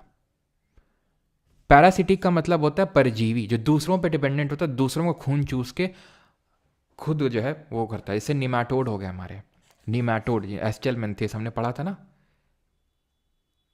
बताया होगा मैंने आपको। इंटेस्टाइनल जो इंटेस्टाइन में जो बैठ जाते हैं हमारे आके, जैसे वोशेरिया, तो उसकी वजह से काफ़ी डिजीजेज देखने को मिलती हैं, जैसे फाइलेरिया। तो वो एक्चुअली इन्हीं की वजह से तो होती है निमाटोड। वो क्या करते हैं, हमारी छोटी आंत बैठ जाएंगे और हमारी छोटी आंत से न्यूट्रिशन लेने लगते हैं वो। आपने देखा होगा पेट के कीड़े, सुना होगा कि भाई खाना लग नहीं रहा शरीर में, पता नहीं खाता तो बहुत है लेकिन लगता नहीं है शरीर में, तो यूजुअली डॉक्टर पेट के कीड़े की दवा देता है। या फिर छोटे बच्चों को तो रेगुलर बेसिस पे दे ही जाती है, क्योंकि वो लोग थोड़े ज़्यादा वल्नरेबल होते हैं इस चीज़ को लेके कि भाई वो बाहर खेलते रहते हैं, मिट्टी विट्टी खा ली, तो इसलिए। सैप्रोफाइटिक मोड ऑफ न्यूट्रिशन वो होता है जहाँ पर डेड एंड डिकेइंग मैटर में, किस पे, डेड एंड डिकेइंग मैटर में जो अपना खाना ढूंढते हैं उनको हम सैप्रोफाइट्स बोलते हैं। जैसे कि हमारे फंगस हो गए, ईस्ट तो खैर एक टाइप ऑफ फंगस ही है। जैसे हमारा ब्रेड मोल्ड हो गया, जैसे ब्रेड मोल्ड हो गया, राइजोपस, जो ब्रेड में फंगस लगती है उसी को ब्रेड मोल्ड या राइजोपस बोलते हैं, ठीक है, उसी को क्या बोलते हैं, राइजोपस। तो ये क्या करता है, सड़ रही हुई ब्रेड में अपना खाना उससे एक्सट्रैक्ट करता है। ईस्ट भी वही तो करता है। मैंने आपको पूरा प्रोसेस समझाया था कि बेकरी इंडस्ट्री में यूज़ करते हैं कि डॉ में डाल दिया, जो डॉ होता है हमारा, जैसे पिज़्ज़ा वगैरह के लिए जिसको बनाते हैं, उसमें शुगर होती है, ईस्ट क्या करता है, वो उसको खाएगा, एनारोबिक रेस्पिरेशन होता है। अब यहाँ पर हम पढ़ने वाले हैं ऑटोट्रॉफिक मोड ऑफ न्यूट्रिशन में, जो कि आपको ग्रीन प्लांट्स और ब्लू ग्रीन एल्गे वगैरह में देखने को मिलता है, ठीक है। ग्रीन प्लांट्स और एल्गे वगैरह में जो आपको ये फाइटोप्लैंक्टन क्या है, एनवायरमेंट इकोलॉजी में आपको पढ़ाऊंगा कि जो हमारे, ऐसे पढ़ लो, वहाँ क्यों पढ़ाऊंगा यहीं समझ लो, कि जो हमारे समुद्र के पेड़ पौधे होते हैं उनको फाइटोप्लैंक्टन, यानी एक्वेटिक इकोसिस्टम के पानी के जो पेड़ होते हैं उनको फाइटोप्लैंक्टन बोलते हैं। समझ आ गई बात। बहुत ही छोटे छोटे होते हैं ये, लेकिन पेड़ के इतने जितने हमारे टेरेस्ट्रियल प्लांट्स होते हैं उनके इतने बड़े नहीं होते। अब इनमें क्या होता है, फोटोसिंथेसिस होता है, प्रकाश संश्लेषण होता है, फोटोसिंथेसिस होता है। अब फोटोसिंथेसिस में क्या होता है, फोटोसिंथेसिस में ये जो प्लांट लोग होते हैं, यानी जो हमारे ऑटोट्रॉफ हैं, वो लाइट एनर्जी को केमिकल एनर्जी में बदल देते हैं। अब ये पूरा प्रोसेस होता कैसे है उसको ध्यान से समझिएगा, आखिरी टॉपिक है यही, बस उसके बाद क्वेश्चंस करेंगे। लाइट एनर्जी केमिकल एनर्जी में कन्वर्ट हो रही है। अब ऐसा नहीं कि लाइट सीधा केमिकल बन गई, कैसे केमिकल बनती है, तो हमारे एटमॉस्फेयर में जो CO2 प्रेजेंट है, वो जो पानी लिया है ग्राउंड से, यानी कि रूट्स के थ्रू, सब हम पढ़ चुके हैं कि एपिडर्मल सेल्स होती हैं जो सरफेस एरिया इंक्रीज करती हैं for water absorption, then xylem उसको ट्रांसपोर्ट करके लेके जाता है ऊपर की तरफ, जो कि यूनिडायरेक्शनल नेचर का होता है, जिसमें जाइलम पैरेन्काइमा को छोड़ के सारे डेड सेल्स होते हैं, याद आया। तो ये वाटर पहुंचेगा पत्तियों तक, ठीक। CO2 हमारे एटमॉस्फेयर में, वायुमंडल में, और धूप मिल रही है, सनलाइट मिल रही है। अब इन तीनों का इस्तेमाल करके किस तरह से हमारा ग्लूकोज बनेगा वो हम समझते हैं, क्योंकि इसमें रिएक्शन अगर मैं बात करूं तो कुछ इस तरह की बैलेंस्ड इक्वेशन होती है। 6CO2 6H2O in the presence of sunlight क्या बन जाएगा, ग्लूकोज बन जाएगा। ग्लूकोज का फॉर्मूला होता है C6H12O6, और ऑक्सीजन निकल जाएगी। अब ये होता कैसे उसको समझ लो जरा सा। ये है क्लोरोप्लास्ट। सेल में प्लास्टिड करके एक ऑर्गेनल होता है जो सिर्फ प्लांट में ही पाया जाता है, जिसके पास खुद का DNA और राइबोसोम होता है। और क्या एक ऐसा सेल ऑर्गेनल है जिसके पास खुद का DNA राइबोसोम होता है, तो ये क्लोरोप्लास्ट। अभी सीजल का जो पेपर हुआ था उसमें फिगर बना के पूछ दिया था क्या इसमें से क्लोरोप्लास्ट कौन सा है, ठीक है। तो इसमें दो तरह की रिएक्शंस होती हैं, एक लाइट डिपेंडेंट रिएक्शन और एक लाइट इंडिपेंडेंट रिएक्शन, ठीक है। एक होती है लाइट डिपेंडेंट रिएक्शन, ठीक, और एक होती है लाइट इंडिपेंडेंट रिएक्शन, ठीक है, लाइट इंडिपेंडेंट रिएक्शन। अब ये किस तरह से होती समझो। सबसे पहले तो लाइट डिपेंडेंट रिएक्शन होगी। कहाँ पे? क्लोरोप्लास्ट में। क्लोरोप्लास्ट में कहाँ पे? थाइलाकॉइड में। थाइलाकॉइड क्या होता है? इसी के अंदर भरा है क्लोरोफिल। क्या भरा है? क्लोरोफिल। और क्लोरोफिल की वजह से ही क्या होता है? हमारा जो ग्रीन कलर मिलता है प्लांट को, वो क्लोरोफिल की वजह से ही मिलता है। लेकिन ध्यान ये रखना कि क्लोरोफिल हमारा ग्रीन कलर प्रोवाइड कैसे करता है, वो भी समझ लो। तो जो सनलाइट आती है, फिजिक्स में पढ़ेंगे कि वाइट लाइट होती है, और वाइट लाइट 7 रंगों से मिलकर बनी होती है। हो सकता है आपको पता भी हो, विबग्योर करके आपने पढ़ा होगा बचपन में। अब उसमें से जो क्लोरोफिल है, क्लोरोफिल ध्यान से सुनना जो बोल रहा हूं, it absorbs red and blue. ये रेड और ब्लू को एब्जॉर्ब कर लेता है और ग्रीन को रिफ्लेक्ट कर देता है। ग्रीन को एब्जॉर्ब नहीं करता, ये रिफ्लेक्ट कर देता है। क्लोरोफिल टाइप, एक क्लोरोफिल ए होता है, एक क्लोरोफिल बी होता है। ये रेड को, देन ये ब्लू को क्या करता है? अवशोषित कर लेता है, एब्जॉर्ब कर लेता है। जो रिफ्लेक्ट होगा वही तो दिखेगा हमें। ग्रीन रिफ्लेक्ट होता है तो इसलिए ग्रीन कलर हमें अपीयर होता है। ऐसे ही हमारे कुछ कैरोटेनॉइड होते हैं, जैसे ऑरेंज, जो सॉरी क्या बोलते हैं उसको, जो रेड कलर देखने को मिल रहा है ना, बीटा कैरोटीन हो गया। येलो कलर जो जैंथो फिल की वजह से देखने को मिल रहा है, कैरोटीन है ना। ऑरेंज का जो कलर देखने को मिल रहा है, तो वो उस पर्टिकुलर वेवलेंथ को रिफ्लेक्ट कर रहे होते हैं। लेकिन क्लोरोफिल ए और बी जो हैं, ये एब्जॉर्ब करते हैं रेड और ब्लू को और रिफ्लेक्ट करते हैं ग्रीन को, इसलिए क्लोरोफिल हमें ग्रीन अपीयर होते हैं। और क्लोरोफिल में कौन सा मेटल होता है? तो मेटल ध्यान रखना, इसमें मैग्नीशियम होता है। इसमें कौन सा मेटल होता है? मैग्नीशियम। क्लियर चीज? तो ये थाइलाकॉइड में सनलाइट आएगी, क्लोरोफिल बैठा होगा अंदर, और क्लोरोफिल क्या करेगा? अब यहाँ पे वो रिएक्शन करेगा। रिएक्शन करके क्या करेगा? लाइट डिपेंडेंट रिएक्शन में, लाइट डिपेंडेंट रिएक्शन में ध्यान रखिएगा कि यहां पे होता यह है कि यहां पर सबसे पहले light splits water into hydrogen and oxygen. Hydrogen और ऑक्सीजन में इसको स्प्लिट कर देगा, तोड़ देगा। कौन? लाइट। और साथ ही साथ यहां पर बनेगा एटीपी और एन। पहले ये बताओ, यहां तक किसी कोई डाउट तो नहीं है? जो अभी तक मैंने चीजें बताई, जो अभी तक मैंने आपको चीजें बताई, यहां तक किसी कोई डाउट तो नहीं है? तो एटीपी और NADPH, ठीक है, NADPH। एटीपी आपको पता है, एडिनोसाइन ट्राइफॉस्फेट, जो एनर्जी करेंसी है, सेल की एनर्जी प्रोवाइड करती है। और ये NADPH है, बड़ा लंबा चौड़ा सा फुल फॉर्म है, बस इतना मुझे पता है। ये फॉस्फेट होता है, ठीक है, जो ये पीएच है फॉस्फेट, बाकी का देख लेना। NADPH भी बोलते हैं, फिर NADP भी आप बोल सकते हो, कुछ भी, ठीक है। NADP भी इन शॉर्ट लिख सकते हो। तो ये बनते हैं दोनों, ATP और NADP। अब ये दोनों यूज होंगे कहाँ पर? जो लाइट डिपेंडेंट रिएक्शन में ATP और NADP बने हैं, ये लाइट इंडिपेंडेंट रिएक्शन में यूज होंगे। इस लाइट इंडिपेंडेंट रिएक्शन को केल्विन साइकिल के नाम से भी जाना जाता है। केल्विन क्लैन वाला साइकिल नहीं है, ये केल्विन साइकिल है, ठीक है, केल्विन साइकिल है। और लाइट इंडिपेंडेंट रिएक्शन में क्या होता है? तो यहाँ पर सबसे पहले तो ये काम होता है। पहली बात, लाइट इंडिपेंडेंट इसलिए बोल रहे हैं बिकॉज इसको लाइट की ज़रूरत नहीं होती है। ऐसा नहीं कि इसको अंधेरा चाहिए होता है, ये लाइट नहीं चाहिए होती बस इसको। इसमें CO2 सबसे पहले एंटर करेगा। CO2 एंटर्स थ्रू कहाँ से एंटर करेगा? स्टोमेटा से। स्टोमेटा आप जानते हैं क्या है? स्टोमेटा ये पोर्स होते हैं, छिद्र होते हैं, जो आपको एपिडर्मिस में देखने को मिलते हैं। CO2 एंटर करेगी। Now this CO2 will be reduced, कौन रिड्यूस करेगा इसको? ये NADP जो है, इसका रिडक्शन करके ही ग्लूकोज फाइनली बना देता है। तो जो C6H12O6 बना, वो फाइनली लाइट इंडिपेंडेंट रिएक्शन में जाके बना। और इन सबको, इस लाइट इंडिपेंडेंट रिएक्शन को एनर्जी कहाँ से मिली? इस ATP से एनर्जी मिली। वहाँ पे तो लाइट से एनर्जी मिल गई थी, लेकिन लाइट इंडिपेंडेंट रिएक्शन को जो करने के लिए एनर्जी चाहिए थी, वो ATP ने दे दी, जो कि खुद कहाँ प्रोड्यूस हुआ था? लाइट डिपेंडेंट रिएक्शन में। इतना ही बस पढ़ना है और कुछ नहीं। और ऑक्सीजन गैस इसमें निकल जाती है, O2 गैस, ठीक है। CO2 लगती है और O2 निकल जाती है।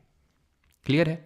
अब ये जो थाइलाकॉइड का जो स्टैक है, गट्ठर है, इसको ग्रेनम बोलते हैं। और इसीलिए इसको ग्रेनम को बोल देते हैं, या फिर ग्रेना, प्लूरल ग्रेना हो जाता है आपका, साइट ऑफ लाइट रिएक्शन, जहां पर लाइट रिएक्शन हो रही है। स्ट्रोमा क्या है? ये एक लिक्विड टाइप है, फ्लूइड है ये।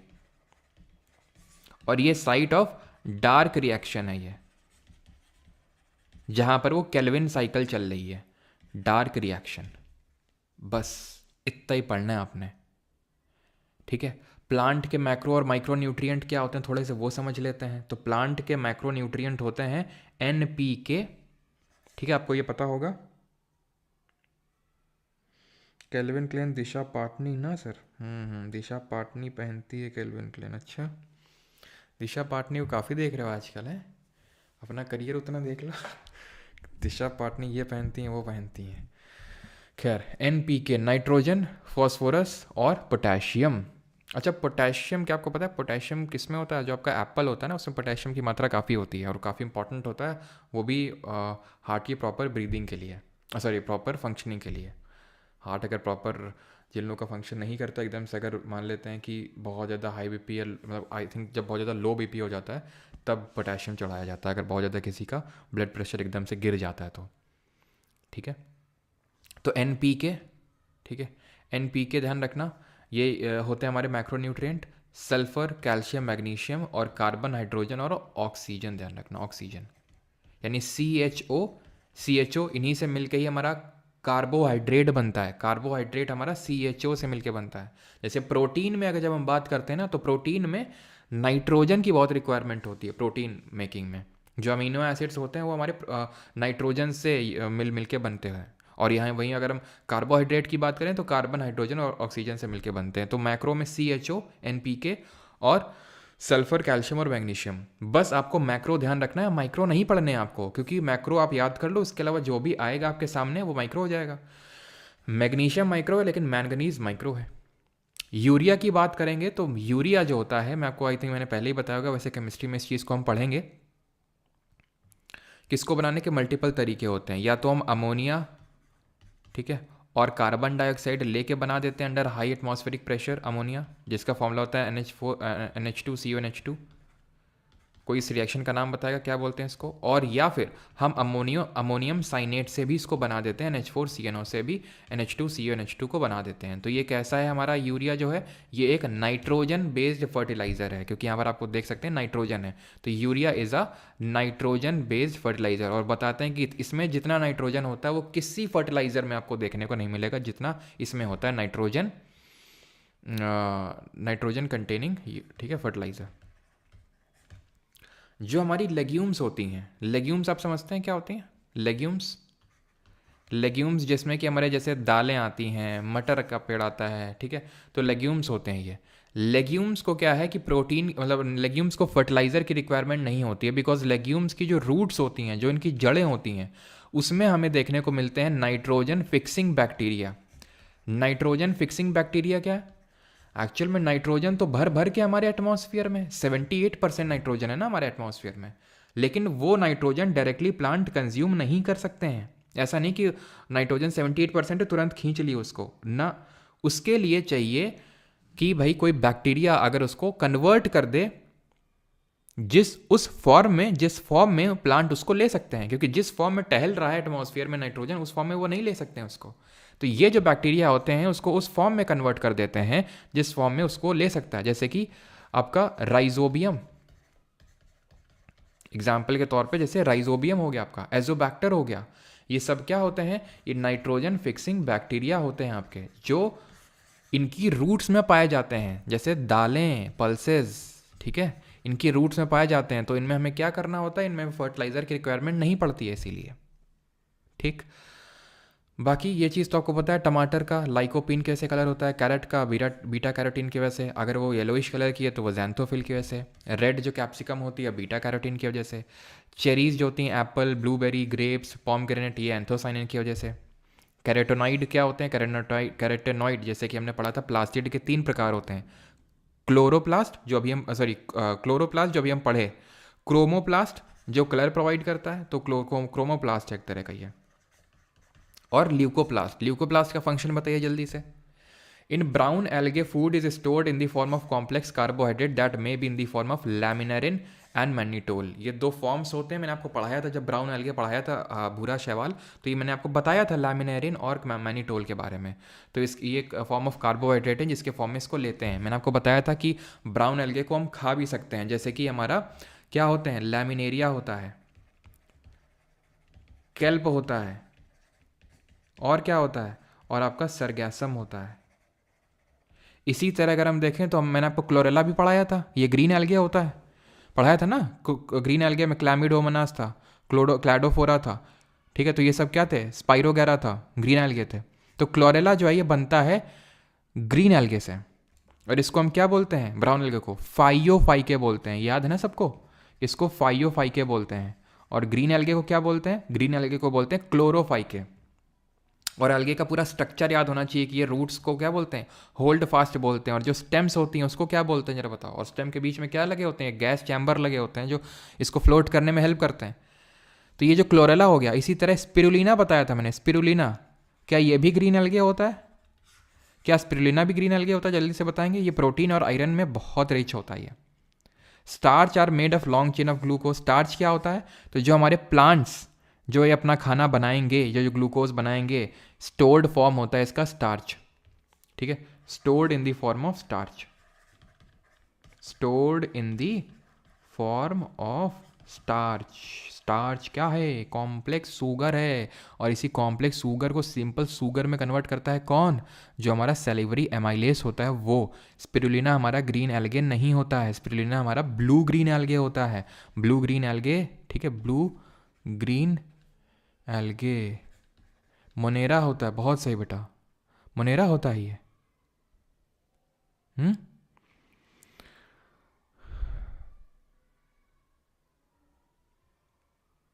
ठीक है। तो ध्यान रखना ये होल्ड फास्ट होता है। यहाँ पर होता है जो स्टेम टाइप होता है उसको हम बोलते हैं स्ट्राइप, और जो पत्ती लाइक होता है, पत्ती लाइक जो इस तरह से देखने को मिलता है, पत्ती टाइप को बोलते हैं फ्रॉन्ड, ठीक है। At least half of the carbon dioxide का जो फिक्सेशन है वो हमारे एल्गे करते हैं, ठीक है। एल्गे खुद का फोटोसिंथेसिस परफॉर्म करेंगे। फिक्सेशन ऑफ कार्बन डाइऑक्साइड का मतलब होता है कि वो एब्जॉर्ब करते हैं, खाना बनाते हैं, CO2 रिलीज करते हैं। तो at least half of the carbon dioxide को एल्गे फिक्स करते हैं। और ये हम एनवायरमेंट इकोलॉजी में पढ़ेंगे, जो मैं इस बार करवाने वाला हूँ। पिछले 2 बैचेस मैंने नहीं करवाया था, इस बार मैं करवाने वाला हूँ। तो वो ये है कि 1%, 1% मात्र सनलाइट को ही कैप्चर कर पाते हैं हमारे कौन, जो टेरेस्ट्रियल प्लांट्स हैं। 1% sunlight only is captured by terrestrial plant. ये फैक्ट मैं वहाँ पर भी आपको बताऊँगा। कैप्चर्ड बाई टेरेस्ट्रियल यानी कि जो हमारे स्थलीय पेड़ पौधे हैं, एल्गे वेल्गे की बात नहीं कर रहे हैं, सिर्फ टेरेस्ट्रियल जो ज़मीन में है। Protein synthesis in plant by using nitrogen, वो मैं आपको बता चुका हूँ, नाइट्रोजन फिक्सिंग बैक्टीरिया होते हैं, ठीक है। चलिए अभी यहाँ पर लेक्चर हो गया ख़त्म। अब हम करेंगे सवाल, और सवाल करेंगे दे दना धन टाइप, ठीक है। जल्दी जल्दी पहला सवाल, depending on the requirement plant nutrients are classified as micro and macro nutrient. और भाई क्वेश्चन अटेम्प्ट किया करो, मुझे ये लॉजिक पता नहीं अभी तक समझ नहीं आया, डाइजेस्ट नहीं होता है कि आप लोग कोई मतलब टॉपिक पढ़ चुकते हैं, उसके बाद मैं देखता हूँ कि एकदम काफ़ी कम स्टूडेंट हो जाते हैं। मुझे ये समझ ये नहीं आती कि भाई आप लोगों को क्यूरोसिटी नहीं होती क्या कि क्वेश्चन लगाएं, कि जो भी पढ़े थे देखें मास्टर ने ऐसा पढ़ाया है कि नहीं, कि भाई क्वेश्चन बन रहे कि नहीं ना। चलो भाई जल्दी चलते हैं इंस्टाग्राम, वहाँ पर उनको भी तो देखना है, कौन वो दिशा पाटनी, कि क्या पहने हैं वो, क्यों। Sir how to start, it is my first day. तो अभी स्टार्ट मत करिए यहाँ से, बिकॉज हम लोग ख़त्म की ओर हैं ये जो हमारा बायोलॉजी है। या तो अगर आपको स्टार्ट ही करना है, साथ साथ चलना है लाइव क्लास, क्योंकि लाइव क्लास में डिसिप्लिन बिल्ड हो जाता है, नहीं तो फिर क्लासें एकदम बंच में इकट्ठा होती चली जाती हैं। तो लाइव में ये होता है कि डिसिप्लिन बना रहता है। तो आप केमिस्ट्री जो स्टार्ट होगी 2 दिन बाद वहाँ से कर सकते हैं, ठीक है। हाँ सर, लैक्टोस इंटॉलरेंट का क्या है, मतलब लैक्टोस इंटॉलरेंट में होता है कि जो लैक्टोस यानी कि शुगर में जो हमें मिल्क में जो शुगर मिलती है, तो वो शुगर जो मिल्क में मिलती है लैक्टोस, उसको हम डाइजेस्ट नहीं कर पाते हैं, उसका हमारा डाइजेस्टिव सिस्टम डाइजेस्ट नहीं कर पाता, तो हमें डायरिया की प्रॉब्लम होने लगती है। तो वही इसमें क्या पूछा है, which of the following is a example of macronutrient. Plant के मैक्रोन्यूट्रिएंट की बात हो रही है, NPK, CHO है, मैग्नीशियम, सल्फर और कैल्शियम, ये था। तो इसमें कौन सा एग्जाम्पल है मैक्रोन्यूट्रिएंट का पूछ रहा है, तो क्या हो जाएगा, मैग्नीशियम, ख़त्म। हमें सिर्फ मैक्रो याद करने हैं, माइक्रो तो अपने आप छट जाएंगे। In what form excess of glucose is stored in human body, किस फॉर्म में स्टोर होता है? फ्रक्टोस, ये तो फ्रूट शुगर होती है। क्या होती है फ्रूट में जो मिलती है?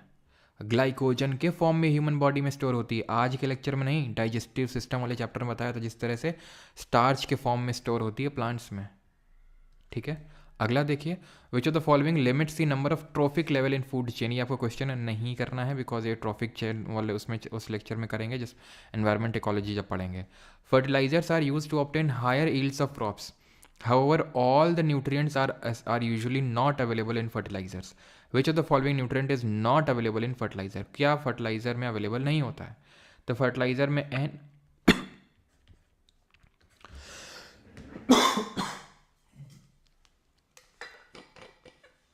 तो NPK होता है, आयरन नहीं होता उसमें। ठीक है,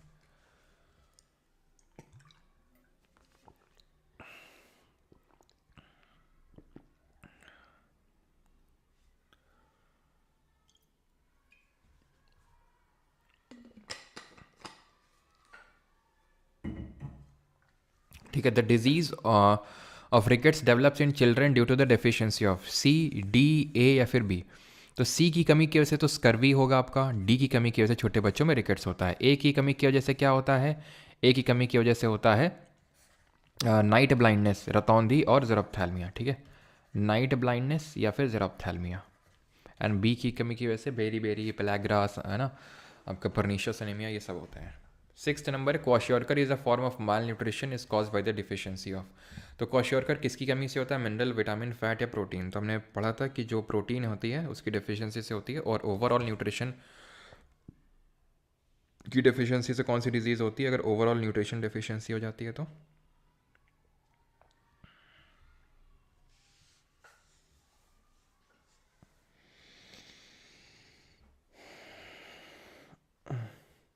ज़ेरोप्थैल्मिया, ज़ेरोप्थैल्मिया में आपका जो आंखें हैं वो सूखने लगती हैं, मतलब ड्राई आई के प्रॉब्लम आपने सुना होगा, है ना, आंखें सूखने लगती हैं। तो ज़ेरोप्थैल्मिया में वही प्रॉब्लम होती है।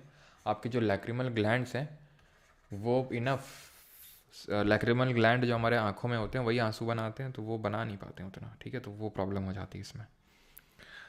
ठीक है, तो उसको मरासमस बोलते हैं। सैप्रोफाइट कौन है? सैप्रोफाइट का मतलब है जो डेड और डिकेइंग मैटर में अपना खाना ढूंढ रहा है, डेड और डिकेइंग मैटर में अपना खाना ढूंढ रहा है। तो ये ब्रेड मोल्ड या राइजोपस, स्पाइरोगैरा तो ग्रीन एल्गे होता है। ठीक है, ये तो अपना खाना खुद से बनाएगा, ये भी खुद से बनाएगा। कैस्कटा अमर बेल होती है, ये अमर बेल जो होती है ये आपकी,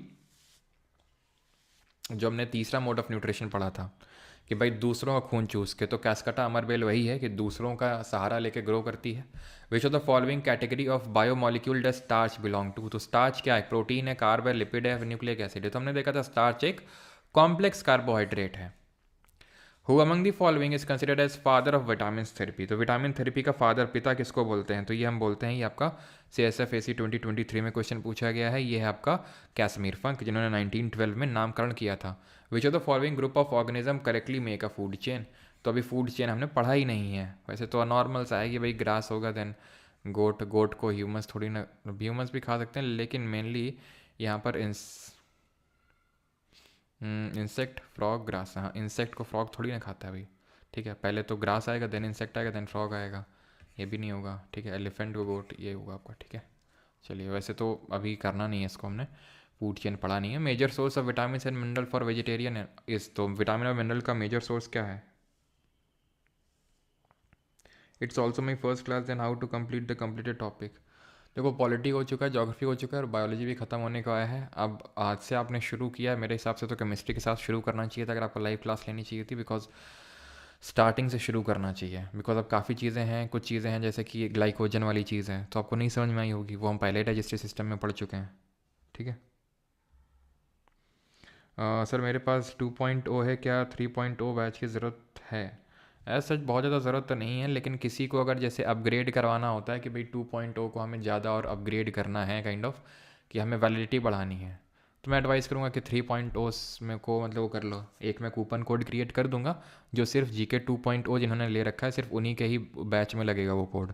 उससे क्या होगा, उनको काफ़ी ज़्यादा डिस्काउंट मिल जाएगा, जिसकी वजह से मतलब अगर उन्हें एनरोल करना है, मैं कोई ऐसा नहीं बोल रहा हूँ करना ही करना, अगर करना है तो वो कर सकते हैं, ठीक है।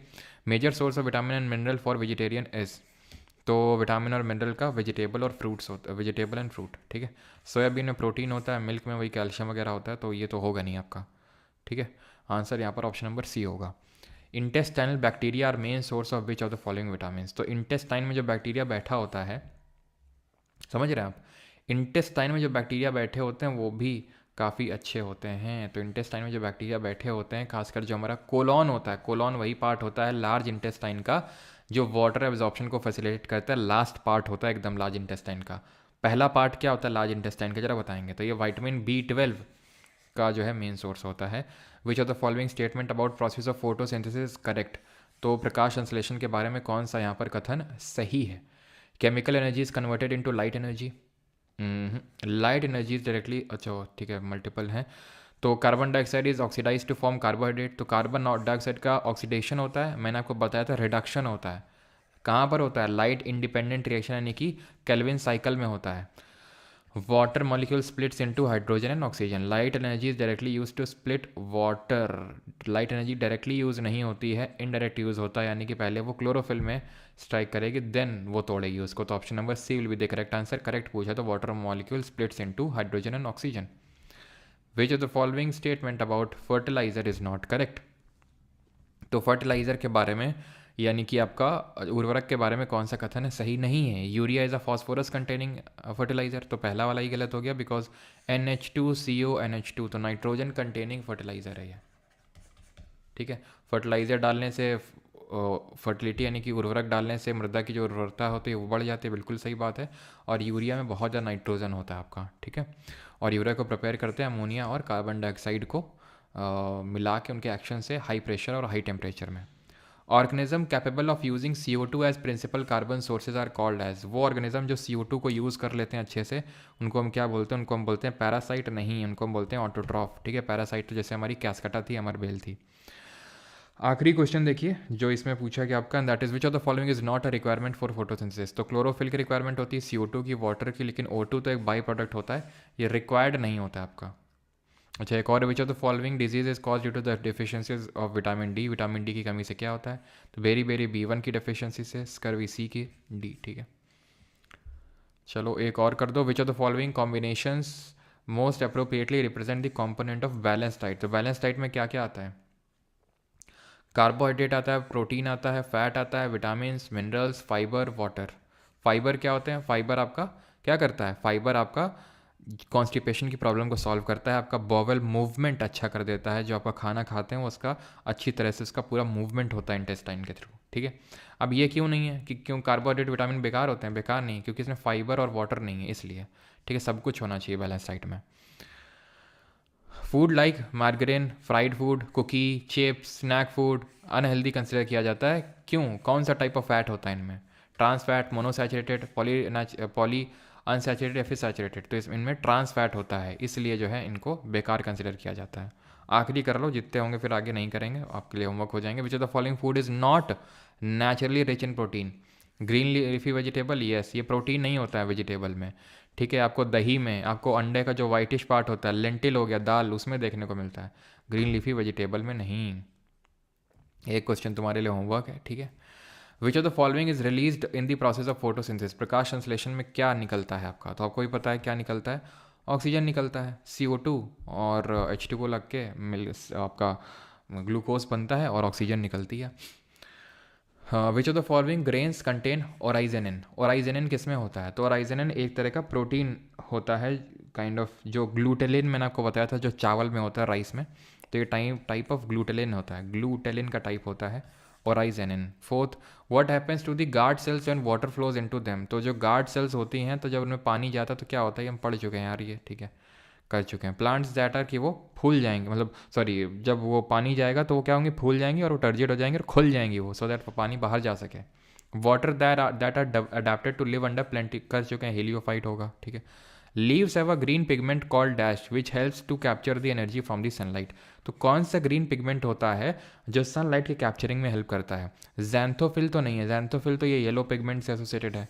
आंसर होगा क्लोरोफिल, ऑप्शन नंबर बी। कौन सा मेटल होता है, मैग्नीशियम मेटल होता है। किस में प्रेजेंट होता है? थाइलाकॉइड में। और थाइलाकॉइड का जो गट्ठर है, जो स्टैक है, उसको हम क्या बोलते हैं? उसको हम ग्रेनम के नाम से जानते हैं। Question number 7, which plant tissue is responsible for the transportation of water and minerals from the soil to the stems and leaves? तो कौन सा हमारा प्लांट टिश्यू होता है जो कि वाटर एंड मिनरल के ट्रांसपोर्टेशन में हेल्प करता है? तो कौन सा होता है? जाइलम। फ्लोएम किस में हेल्प करता है? फूड के। ठीक है, जाइलम वाटर मिनरल के ट्रांसपोर्टेशन में हेल्प करता है। फ्लोएम के टाइप्स क्या होते हैं? Phloem fibre, phloem parenchyma, sieve tube, sieve cells, companion cells, ये फ्लोएम के टाइप्स होते हैं ना, हमने पढ़े थे। और जाइलम के क्या क्या टाइप्स होते हैं? Xylem parenchyma, xylem fibres. आगे बढ़ते हैं। Which of the following is the ultimate source of energy? और एक चीज़ यहाँ पर नोट करना, रैंडमली भी मेरे दिमाग में है, एसएससी जेई में क्वेश्चन पूछा गया था ये। एसएससी जेई में क्वेश्चन पूछा गया था। अब हो सकता है क्वेश्चन आएगा भी, लेकिन अभी क्योंकि दिमाग में आया तो मैं लिख देता हूँ इस चीज़ को। इसमें क्लोरोफिल में मीजोफिल नाम की एक सेल्स होती है, मीजोफिल सेल्स। ये ध्यान रखना, फोटोसिंथेसिस में इन्वॉल्व होती हैं। एसएससी जेई में क्वेश्चन पूछा गया था ये, ठीक है। तो मीजोफिल सेल्स के बारे में ध्यान रखना कि ये आपका हेल्प करती हैं फोटोसिंथेसिस यानी कि प्रकाश संश्लेषण में। ठीक, बैक टू द क्वेश्चंस। तो अल्टीमेट सोर्स ऑफ एनर्जी क्या है? सन है। Sun is the ultimate source of energy. Option number B. The mode of nutrition in which organism make food themselves from simple substances is called as. Simple substances से खाना बनाया जाता है autotrophic. सेप्टोट्रॉपिक क्या है? जो डेड और डिकेइंग मैटर से। ठीक है, फोटोट्रॉपिक का मतलब वही लाइट से। बाकी हीटोट्रॉपिक की अगर बात करेंगे जो दूसरों पर डिपेंडेंट रहते हैं। आगे बढ़ते हैं। Plant require nutrient for their growth which can be supplied through soil and air only, soil water and air, soil water only, soil only. तो ओनली नहीं, सारी चीज़ों की रिक्वायरमेंट होती है। सॉयल वाटर एंड एयर, तीनों चीज़ों की रिक्वायरमेंट होगी। ठीक है। शीतल सिंह जी, ये क्लास लाइव यहीं पर होती है, ठीक है, वहाँ पर अलग से नहीं होती है, मतलब यहाँ पे होती है, उसके बाद रिकॉर्डिंग चली जाती है एप्लीकेशन पे। Water comes out of the leaves in the form of vapour by a process called as. कर चुके हैं ट्रांसपिरेशन, ट्रांसपिरेशन, गटेशन, सब अंतर। ठीक है, सब किए हुए क्वेश्चन मैं कराऊंगा नहीं, ठीक है, ज़्यादा टाइम नहीं लगेंगे। ब्रॉड ग्रीन पार्ट, उसको लैमिना बोलते हैं। The green plant in a terrestrial ecosystem capture about how much percentage of energy of sunlight that falls on their leaves and convert it into food. तो कितनी percent light को capture किया जाता है? तो हमने पढ़ा था कि अभी थोड़ी देर पहले आना होता था 1%। वैसे ये चीज़ मैं आपको एनवायरमेंट एंड इकोलॉजी में भी चीज़ आपको बताऊंगा, ठीक है। तो ऑप्शन नंबर फर्स्ट, 1% को कैप्चर किया जाता है। Nuts, vegetable oil and fish are good source of which of the following vitamins? Sorry, which of the following, not vitamins. Nut, vegetable oil और फिश, ये होते हैं गुड सोर्सेज ऑफ हमारे healthy fat. Healthy fat इनमें होता है। Clear इतनी चीज़? Healthy fat अच्छे होते हैं इसमें। कि वेजिटेबल ऑयल में प्रोटीन तो होगा नहीं, सिंपल। तो अगर आपको प्रोटीन लग रहा है कि भाई फिश में प्रोटीन होता है, लेकिन वेजिटेबल ऑयल में नहीं होता ना। विच nutrient is chlorella rich in? तो क्लोरेला में क्या होता है बहुत ज़्यादा? सीजल 2022, तो इसमें प्रोटीन होता है। और स्पिरुलिना ध्यान रखना, वो क्या होता है? वो आपका ब्लू ग्रीन एल्गे होता है। जो ये ग्रीन एल्गे होता है वो ब्लू ग्रीन एल्गे होता है, स्पिरुलिना। और ये इसको भी हम सुपर फूड बोलते हैं, सुपर फूड। जो स्पेस में मैंने आपको बताया होगा जो लोग जाते हैं तो उनको दिया जाता है, बिकॉज इसमें प्रोटीन और ये सब बहुत मात्रा में पाया जाता है, तो स्पेस फूड बोलते हैं इसको। क्लियर है इतनी चीज़? Iron, iodine and zinc can be consider as which of the following? तो ये आयरन, आयोडीन और जिंक क्या है? तो ये माइक्रो न्यूट्रिएंट्स हैं हमारे, ठीक है, बिकॉज कम मात्रा में रिक्वायरमेंट होती है इनकी। Starches found in bread, cereals and pasta are made up of long chains of. तो लॉन्ग चेन किसकी बनी होती है? Starch is a complex carbohydrate. Carbohydrate मतलब आपके इसमें ग्लूकोज की मल्टीपल यूनिट होती हैं। माल्टोज आपका सीरियल जो ग्रेन्स होता है। Okay okay okay okay okay okay okay, grain sugar के बारे में पूछा गया है, तो मैल्टोस होगा यहाँ पे, ठीक है। Option number C will be the correct answer. C will be the correct answer, इसमें मैल्टोस होगा, बिकॉज सीरियल ब्रेड की वगैरह बात हो रही है यहाँ पर। हाँ जी, अभी आ जाते हैं एमाइलो और अल्यूरो। ये भी क्वेश्चन कर चुके हैं। ये ल्यूकोप्लास्ट, ल्यूकोप्लास्ट क्या करता है? स्टोरेज में हेल्प करता है। जो भी चीज़ बनती है 3 तरह का होता है, एमाइलो, एल्यूरो और इलाइयो। एमाइलो ऑयल और फैट, बिल्कुल गलत बात है। एमाइलो कार्बोहाइड्रेट, एल्यूरो होता है आपका प्रोटीन, ठीक है। और जो एमाइलो होता, जो ये इलाइयो होता है, वो ऑयल एंड फैट का सिंथेसिस करता है, इलाइयो, ठीक। तो आंसर क्या होगा? दोनों ही गलत हैं, तो दोनों ही गलत है, तो सी आंसर हो जाएगा, सॉरी बी आंसर हो जाएगा, बिकॉज यही पूछा है गलत कौन सा है, गलत कौन सा है पूछा है। तो ऑप्शन नंबर बी आंसर हो जाएगा, both 1 and 2। How is food stored in brown algae? तो ब्राउन एल्गे में फूड कैसे स्टोर होता है? तो ब्राउन एल्गे में फूड स्टोर होता है लैमिनेरिन और मैनिटोल के फॉर्म में, ठीक है। लैमिनेरिन और मैनिटोल क्या है? फॉर्म्स ऑफ कार्बोहाइड्रेट्स हैं। न्यूमैटोफोर्स क्या है? तो न्यूमैटोफोर्स मैंने आपको ज्योग्राफी में पढ़ाया था कि न्यूमैटोफोर्स को लिविंग रूट्स बोलते हैं। ये किन तरह के फॉरेस्ट के ट्रीज में देखने को मिलते हैं, जल्दी से आप बताएंगे। ऑप्शन नंबर सी आंसर हो जाएगा, किस तरह के फॉरेस्ट में। At least dash of the carbon dioxide का जो fixation of on the earth is carried out by algae through photosynthesis. तो पृथ्वी में जितना भी हमारा फोटोसिंथेसिस जो भी कार्बन डाइऑक्साइड का फिक्सेशन है, उसका आधा हमने देखा था वो एल्गे ही करते हैं, शैवाल। और ये कहाँ पर देखने को मिलते हैं? मैनग्रोव्स में, मैनग्रोव फॉरेस्ट में। सूरज पांडे वो होता है आपका मेलेनिन, ठीक है। मेलाटोनिन होता है आपका जो पीनियल ग्लैंड रिलीज करता है हार्मोन। मेलेनिन होता है जो पिगमेंट जो आपके स्किन को कलर देता है। Capsaicinoids, carotenoids, phenolics and vitamins are dominant chemicals in which of the following foods. तो किस में होते हैं ये डोमिनेंट रूप से? आपको कैरेट में, गार्लिक में, रेडिश में, फिर चिल्ली में। तो चिल्ली में देखने को मिलते हैं, ठीक है, यानी कि जो आपकी मिर्ची होती है उसमें। कैप्सिकनॉइड्स, कैरोटोनॉइड्स एंड वाइटामिन्स। वाइटामिन कौन सा होता है जरा बताओ चिली में? हैं, बचपन में हमको याद करवाया जाता है कैसे? हेडेक किस चीज़ का कमी है? भाई ये हेडेक किस चीज़ का कमी इतना भी जनरल नहीं होता है कि एक चीज़ से हम बोल सकते हैं हेडेक क्यों हो रहा है। बहुत सारे कारण हो सकते हैं। चिली में विटामिन सी होता है ना, जब हम खाते हैं चिली तो सी करते हैं। तो विच of the following is an essential element is use in the synthesis of protein.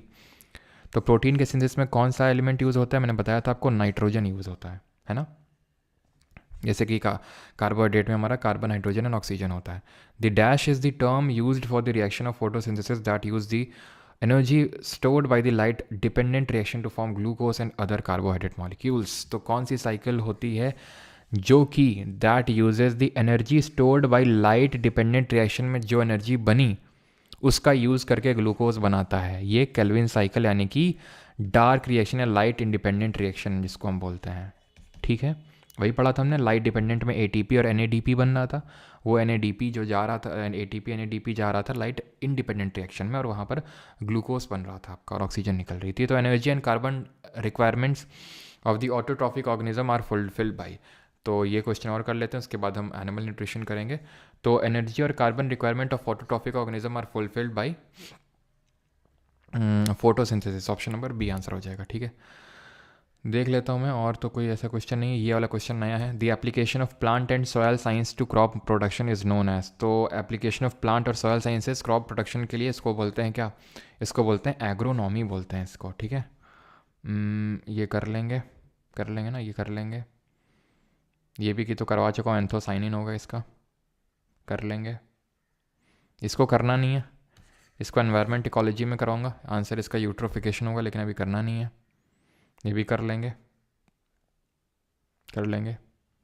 Which of the following nutrients is available mainly in apples. Apple में क्या होता है बताया था मैंने आपको, अगर किसी का बीपी एकदम से लो हो जाता है तो कैल्शियम पोटाशियम चढ़ाया जाता है। Option number C. चलिए अभी आते हैं न्यूट्रिशन इन एनिमल्स पे। पहला क्वेश्चन करिए, विच of the following is a fat soluble vitamin.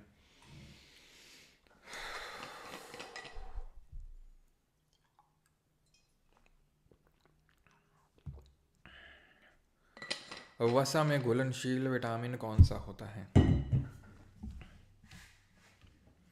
ठीक है, तो विटामिन सी होता है, option number A. B C होते हैं हमारे, सॉरी वसा में पूछ रहा है, तो विटामिन कीड़ा, ठीक है, कीड़ा, तो ऑप्शन नंबर डी हो जाएगा, विटामिन डी। बी सी होते हैं वाटर में सोल्यूबल, और के ई डी ए होते हैं फैट में। Which essential micronutrient plays a clear role in synthesis, storage and secretion of insulin in the hexameric form as well as conformational integrity of insulin. Insulin को कौन secrete करते हैं, कौन से gland? तो ये जिंक है। अब समझ में आ रही है आपको माइक्रोन्यूट्रिएंट की क्या वैल्यू होती है। इंसुलिन के सेक्रेशन में भी और उसके स्टोरेज में हेल्प करता है, जिससे हमारा ब्लड में शुगर लेवल कंट्रोल में रहता है, ठीक है। तो इंसुलिन जो है हमारे पैनक्रियाज रेगुलेट करते हैं। जो क्या करते हैं इंसुलिन करते हैं ग्लूकोज को ग्लाइकोजन में कन्वर्ट। और इसका उल्टा कौन सा हार्मोन करते हैं, जिनको कि पैनक्रियाज ही सेक्रीट करते हैं। Which of the following was the first B vitamin discovered in 1897। पहला विटामिन बी का कॉम्प्लेक्स कौन था? तो विटामिन B1 था, जिसको कि हम थायमीन के नाम से जानते हैं, थायमीन, ठीक है। आगे बढ़ते हैं। Which vitamin is involve in the red blood cell formation, RBC। भाई किस विटामिन की कमी की वजह से आपको परनीशियस अनीमिया हो रहा था? अनीमिया में यही तो होता है आपका, रेड ब्लड सेल्स कम होने लगते हैं, अनीमिया में यही होता है ना आपका। तो न्यूरोलॉजिकल फंक्शन DNA सिंथेसिस में आपका हेल्प करता है विटामिन B12, जिसको कि साइनो कोबालामीन के नाम से जाना जाता है। आगे बढ़ते हैं, अगला है which vitamin prevents the neural tube defect new born babies में। तो ये कौन सा है आपका? ये आपका एस्कॉर्बिक एसिड तो सी होता है, ठीक है। ये आपका B2 होता है, ये भी नहीं होगा। फोलिक एसिड होता है, that is vitamin B9, option number C. Niacin क्या होता है? Vitamin B3। अगला देखते हैं, फूड पिज़्ज़ा बर्गर, इनमें क्या होता है? पिज़्ज़ा बर्गर में विटामिन होते हैं, प्रोटीन होते हैं, कार्बोहाइड्रेट होते हैं, ठीक है, जिससे हमें एनर्जी मिलती है। Which of the following is a macro nutrient, लेकिन बैड सोर्स ऑफ कार्बोहाइड्रेट्स है। Which of the following is a macro nutrient, इनमें से मैक्रो न्यूट्रिएंट कौन सा है, यानी कि जो हमें ज़्यादा मात्रा में चाहिए होता है, ग्राम्स में चाहिए होता है। तो ये हो जाएगा, ठीक है। एंटीऑक्सीडेंट किससे मिलते हैं? विटामिन ई से। On cold pressing, SSC JE में क्वेश्चन पूछा गया 2024 में कि on cold pressing groundnut oil and are release, this indicate the presence of. तो ऑयल जब निकलते हैं अगर हम कोल्ड प्रेस करते हैं, अच्छा दो तरह का होता है, कोल्ड प्रेस और हार्ड प्रेस। अंतर ये होता है कि कोल्ड प्रेस अच्छा होता है, हार्ड जो वार्म प्रेस होता है वो बेकार होता है। वार्म प्रेस में क्या होता है, मतलब वार्म प्रेस पता नहीं बोलते कि नहीं बोलते, नॉर्मल जो होता है उससे जो न्यूट्रिएंट्स हैं वो कम हो जाते हैं, न्यूट्रिशन लॉस हो जाता है। आपने सुना होगा कोई भी चीज़ से अगर तेल निकाला जा रहा है तो उसको कोल्ड प्रेस करके अगर निकाला जाए तो ज़्यादा अच्छा होता है, उसको ज़्यादा अच्छा माना जाता है और ज़्यादा महंगा भी चीज़ मिलता है। कोई भी चीज़ का ऑयल, कोई भी चीज़ का ऑयल हो, ठीक है, कोल्ड प्रेस अच्छा होता है। तो आंसर हो जाएगा यहाँ पे फैट। B12 को क्या बोलते हैं? क्या 20 वाले में क्या है? 20 वाले कहाँ? 20 तो भी आया भी नहीं है। अच्छा पीछे, एक सेकेंड। अच्छा ये वाले में 20 में, सॉरी यार, sorry sorry sorry sorry sorry sorry, root बोल के फ्रूट में क्लिक कर दिया गलती से, गलती हो गई, मेरे मुंह से निकल गई, गलती हो गई। चलो, तो B12 की अगर बात करेंगे तो B12 क्या होगा? B12 होगा आपका cyanocobalamin. By what name B1 is known as thiamine. Which of the following mineral is essential for the maintaining healthy bones and teeth? Okay mineral पूछा है ना, ओके ठीक है। विटामिन ये सॉरी फ्लोराइड होता है, फ्लोराइड टीथ वीथ के लिए है ना, आपने देखा होगा फ्लोराइड रिच टूथपेस्ट भी आते हैं जिनमें फ्लोराइड होता है। Is another name for vitamin C, ठीक है यार, आसान आसान से क्वेश्चन है। नॉन पेरिशेबल फूड कौन सा इसमें? नॉन पेरिशेबल का मतलब है, देखो दो तरह के होते हैं। पेरिशेबल का मतलब होता है जैसे आपने किसी चीज़ को रखा हो तुरंत सड़ जाएगी, ख़राब हो जाएगी। कोई ऐसी चीज़ जो विद इन टाइम सड़े ना, ख़राब ना हो। अब दूध थोड़ी देर में खट्टा हो जाएगा, दही भी बेकार होने लगेगा, मीट भी थोड़ी देर रखोगे ऐसे खुले में ख़राब हो जाएगा। दालें थोड़ी ना ख़राब होती हैं। अब वो तो वो वाली दाल की मत बात करना कि घर में आपने आपकी मम्मी ने दाल बनाई है वो, है ना, उबाल उबाल के और सब तड़का वड़का लगा के, उस दाल की बात नहीं हो रही, नॉर्मल जो सीधे निकाली जाती खेत से, ठीक है। चलो यार 6 क्वेश्चन और कर लेते हैं, उसके बाद आपके लिए होमवर्क होगा, बिकॉज सारे क्वेश्चन किए हुए हैं। अब मैं यहाँ पे टिक करता जाऊँगा तो तुम्हारा दिमाग काम नहीं करेगा, तुम खुद से खुद तो करोगे नहीं, मतलब दिमाग तुम्हारा काम करेगा नहीं, तो फिर क्वेश्चन का पर्पस डिफीट हो जाएगा पूरा, इतने सारे जो क्वेश्चन हैं उनका, ठीक है। तो दूध में क्या होता है? अगेन करवाया हुआ है, कैसीन। एल्बुमिन कहाँ प्रोड्यूस होता है? लिवर में। एल्बुमिन एक प्रोटीन है जो लिवर में प्रोड्यूस होता है। वैसे ये उसमें चावल में भी देखने को मिलता है। इनकरेक्टली कौन सा मैच्ड है? फ्रुक्टोज फ्रूट शुगर है, मेल्टोज ग्रेन शुगर है, स्टार्च स्टार्च तो पेड़ पौधों में देखने को मिलता है। एग योक में तो कोलेस्ट्रॉल वगैरह होता है। लैक्टोज मिल्क शुगर होता है। ठीक है। Which of the following is not included in the Indian food guide pyramid? Indian food guide pyramid में हेल्दी ईटिंग में क्या इन्वॉल्व नहीं है? भाई दारू, चाहे इंडिया का हो चाहे कहीं का पिरामिड हो, दारू कब से हेल्दी ईटिंग में आने लगी? खुद ही सोचो यार, हैं कि पता चला लो सरकार बोल रही दारू पीना भी थोड़ा ज़रूरी है, रात में जो है थकावट हो जाती है तो दारू भी पी लिया करो हेल्दी डाइट ऐसा तो होगा नहीं, ठीक है। तो ये सब होते हैं हेल्दी डाइट के पार्ट हमारे। विच protein is found in grains? तो ग्रेन्स में कौन सा प्रोटीन होता है? आर्गिनाइन, ग्लूटेन, डेल्टा प्रोटीन या फिर गम प्रोटीन? तो अभी हमने देखा था ग्लूटेन, है ना, पढ़ाया था ना मैंने। विच of the following has a high fibre content? High fibre जो हमारे बावल मूवमेंट को रेगुलेट करता है, अच्छा सा मूवमेंट होता है, तो ये होता है आपका होल ग्रेन में। Second last, which of the following, ये भी पढ़ चुके हैं, कीटो डाइट में क्या होता है? तो कीटो डाइट में हाई अमाउंट ऑफ फैट होता है, adequate protein and low carbs होते हैं इसमें, ठीक है।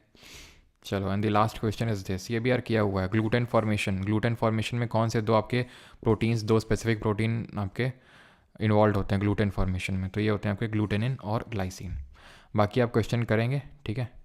पॉलीसैकेराइड कौन सा इसमें, which of the following are edible polysaccharide, अभी एमटीएस में ही क्वेश्चन पूछा गया है।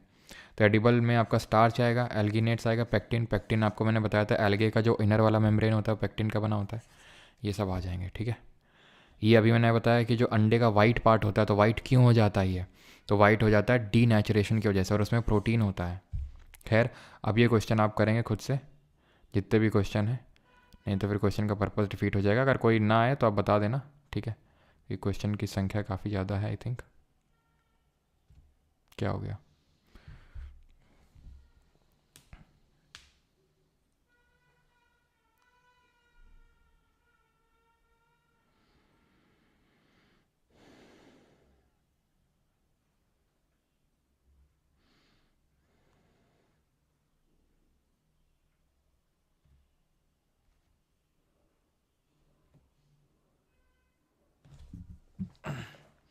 क्या हो गया भाई, इसमें चल क्यों नहीं, आगे बढ़ क्यों नहीं रहा है?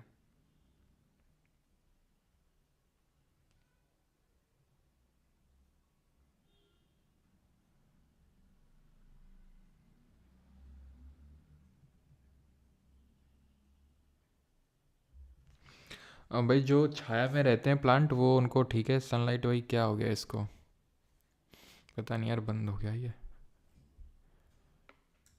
जो छाया में रहते हैं जो पेड़, वो ऐसा नहीं कि उनमें धूप नहीं पड़ रही तो उनको फोटोसिंथेसिस परफॉर्म नहीं कर रहे हैं, वो भी फोटोसिंथेसिस परफॉर्म करते हैं, ठीक है। क्या है इसमें 27 क्या है ये, 46 50 51 52 53 54 56 क्या है, 27 क्या है ये? अच्छा, क्वेश्चन इतने ही है, मतलब ज़्यादा क्वेश्चन नहीं है आई थिंक, 7 8 8 10 10 15 क्वेश्चन होंगे, बाकी बार बार कुछ रिपीट हो गए ये, ठीक है। इसको मैं हटवा दूंगा, ठीक है। तो बाकी क्वेश्चन आप प्रैक्टिस करेंगे, आपको प्राइवेट टेलीग्राम चैनल पे मिल जाएगा इसका पीडीएफ, तो वहाँ से आप क्वेश्चंस प्रैक्टिस कर सकते हैं, बाकी तो सब किए हुए हैं, कोई नया हो तो आप बता देंगे। तो हाँ, डायरेक्ट सनलाइट नहीं मिलती, दैट डजंट मीन कि फोटोसिंथेसिस परफॉर्म नहीं करते हैं, जैसे मनी प्लांट वगैरह हो गया है ना, एग जिसको स्नेक प्लांट बोलते हैं, तो ये सब हमारे इंडोर प्लांट यूजुअली होते हैं, ये सनलाइट डायरेक्ट इनको ज़रूरत नहीं होती है। बाकी जो हमारे मतलब जो नॉर्मल भी लाइट होती है ना, नॉर्मल जो हम जलाते हैं अपने अंदर रूम में, उससे भी फोटोसिंथेसिस हो सकता है, उससे भी करते हैं ये जो इंडोर प्लांट्स होते हैं। और जो शेडी होते हैं उनको डायरेक्टली नीडेड नहीं होता है उसको, ठीक है। ऐसा नहीं कि वो जब तक पड़ नहीं रही है धूप तो वो फोटोसिंथेसाइज नहीं कर रहे हैं, वो इनडायरेक्टली करते हैं। Sir how to get rid of dandruff, Deepti Singh. एक तेल होता है, डाबर का तेल नहीं, एक सेकेंड, कौन सा तेल होता है वो, ईटी एनाजोल करके होता है, रुको मैं बताता हूँ अभी, उसको आप ट्राई कर सकते हो, उससे डैंड्रफ चला जाता है, बताता है, एक सेकेंड रुको ना।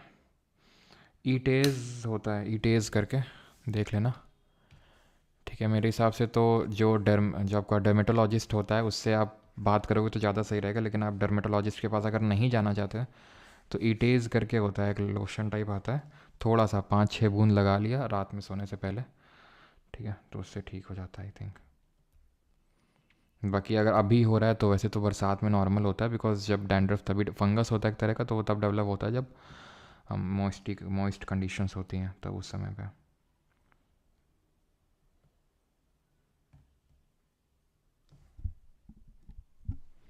संडे का तेल, सेंधा नमक,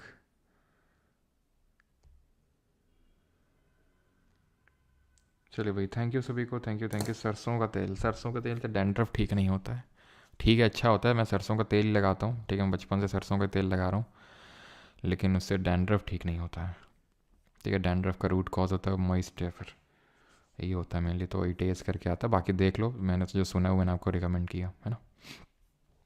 चलो, थैंक यू सभी को, धन्यवाद, और मिलते हैं कल अगली क्लास में, थैंक यू, सुबह 10 बजे।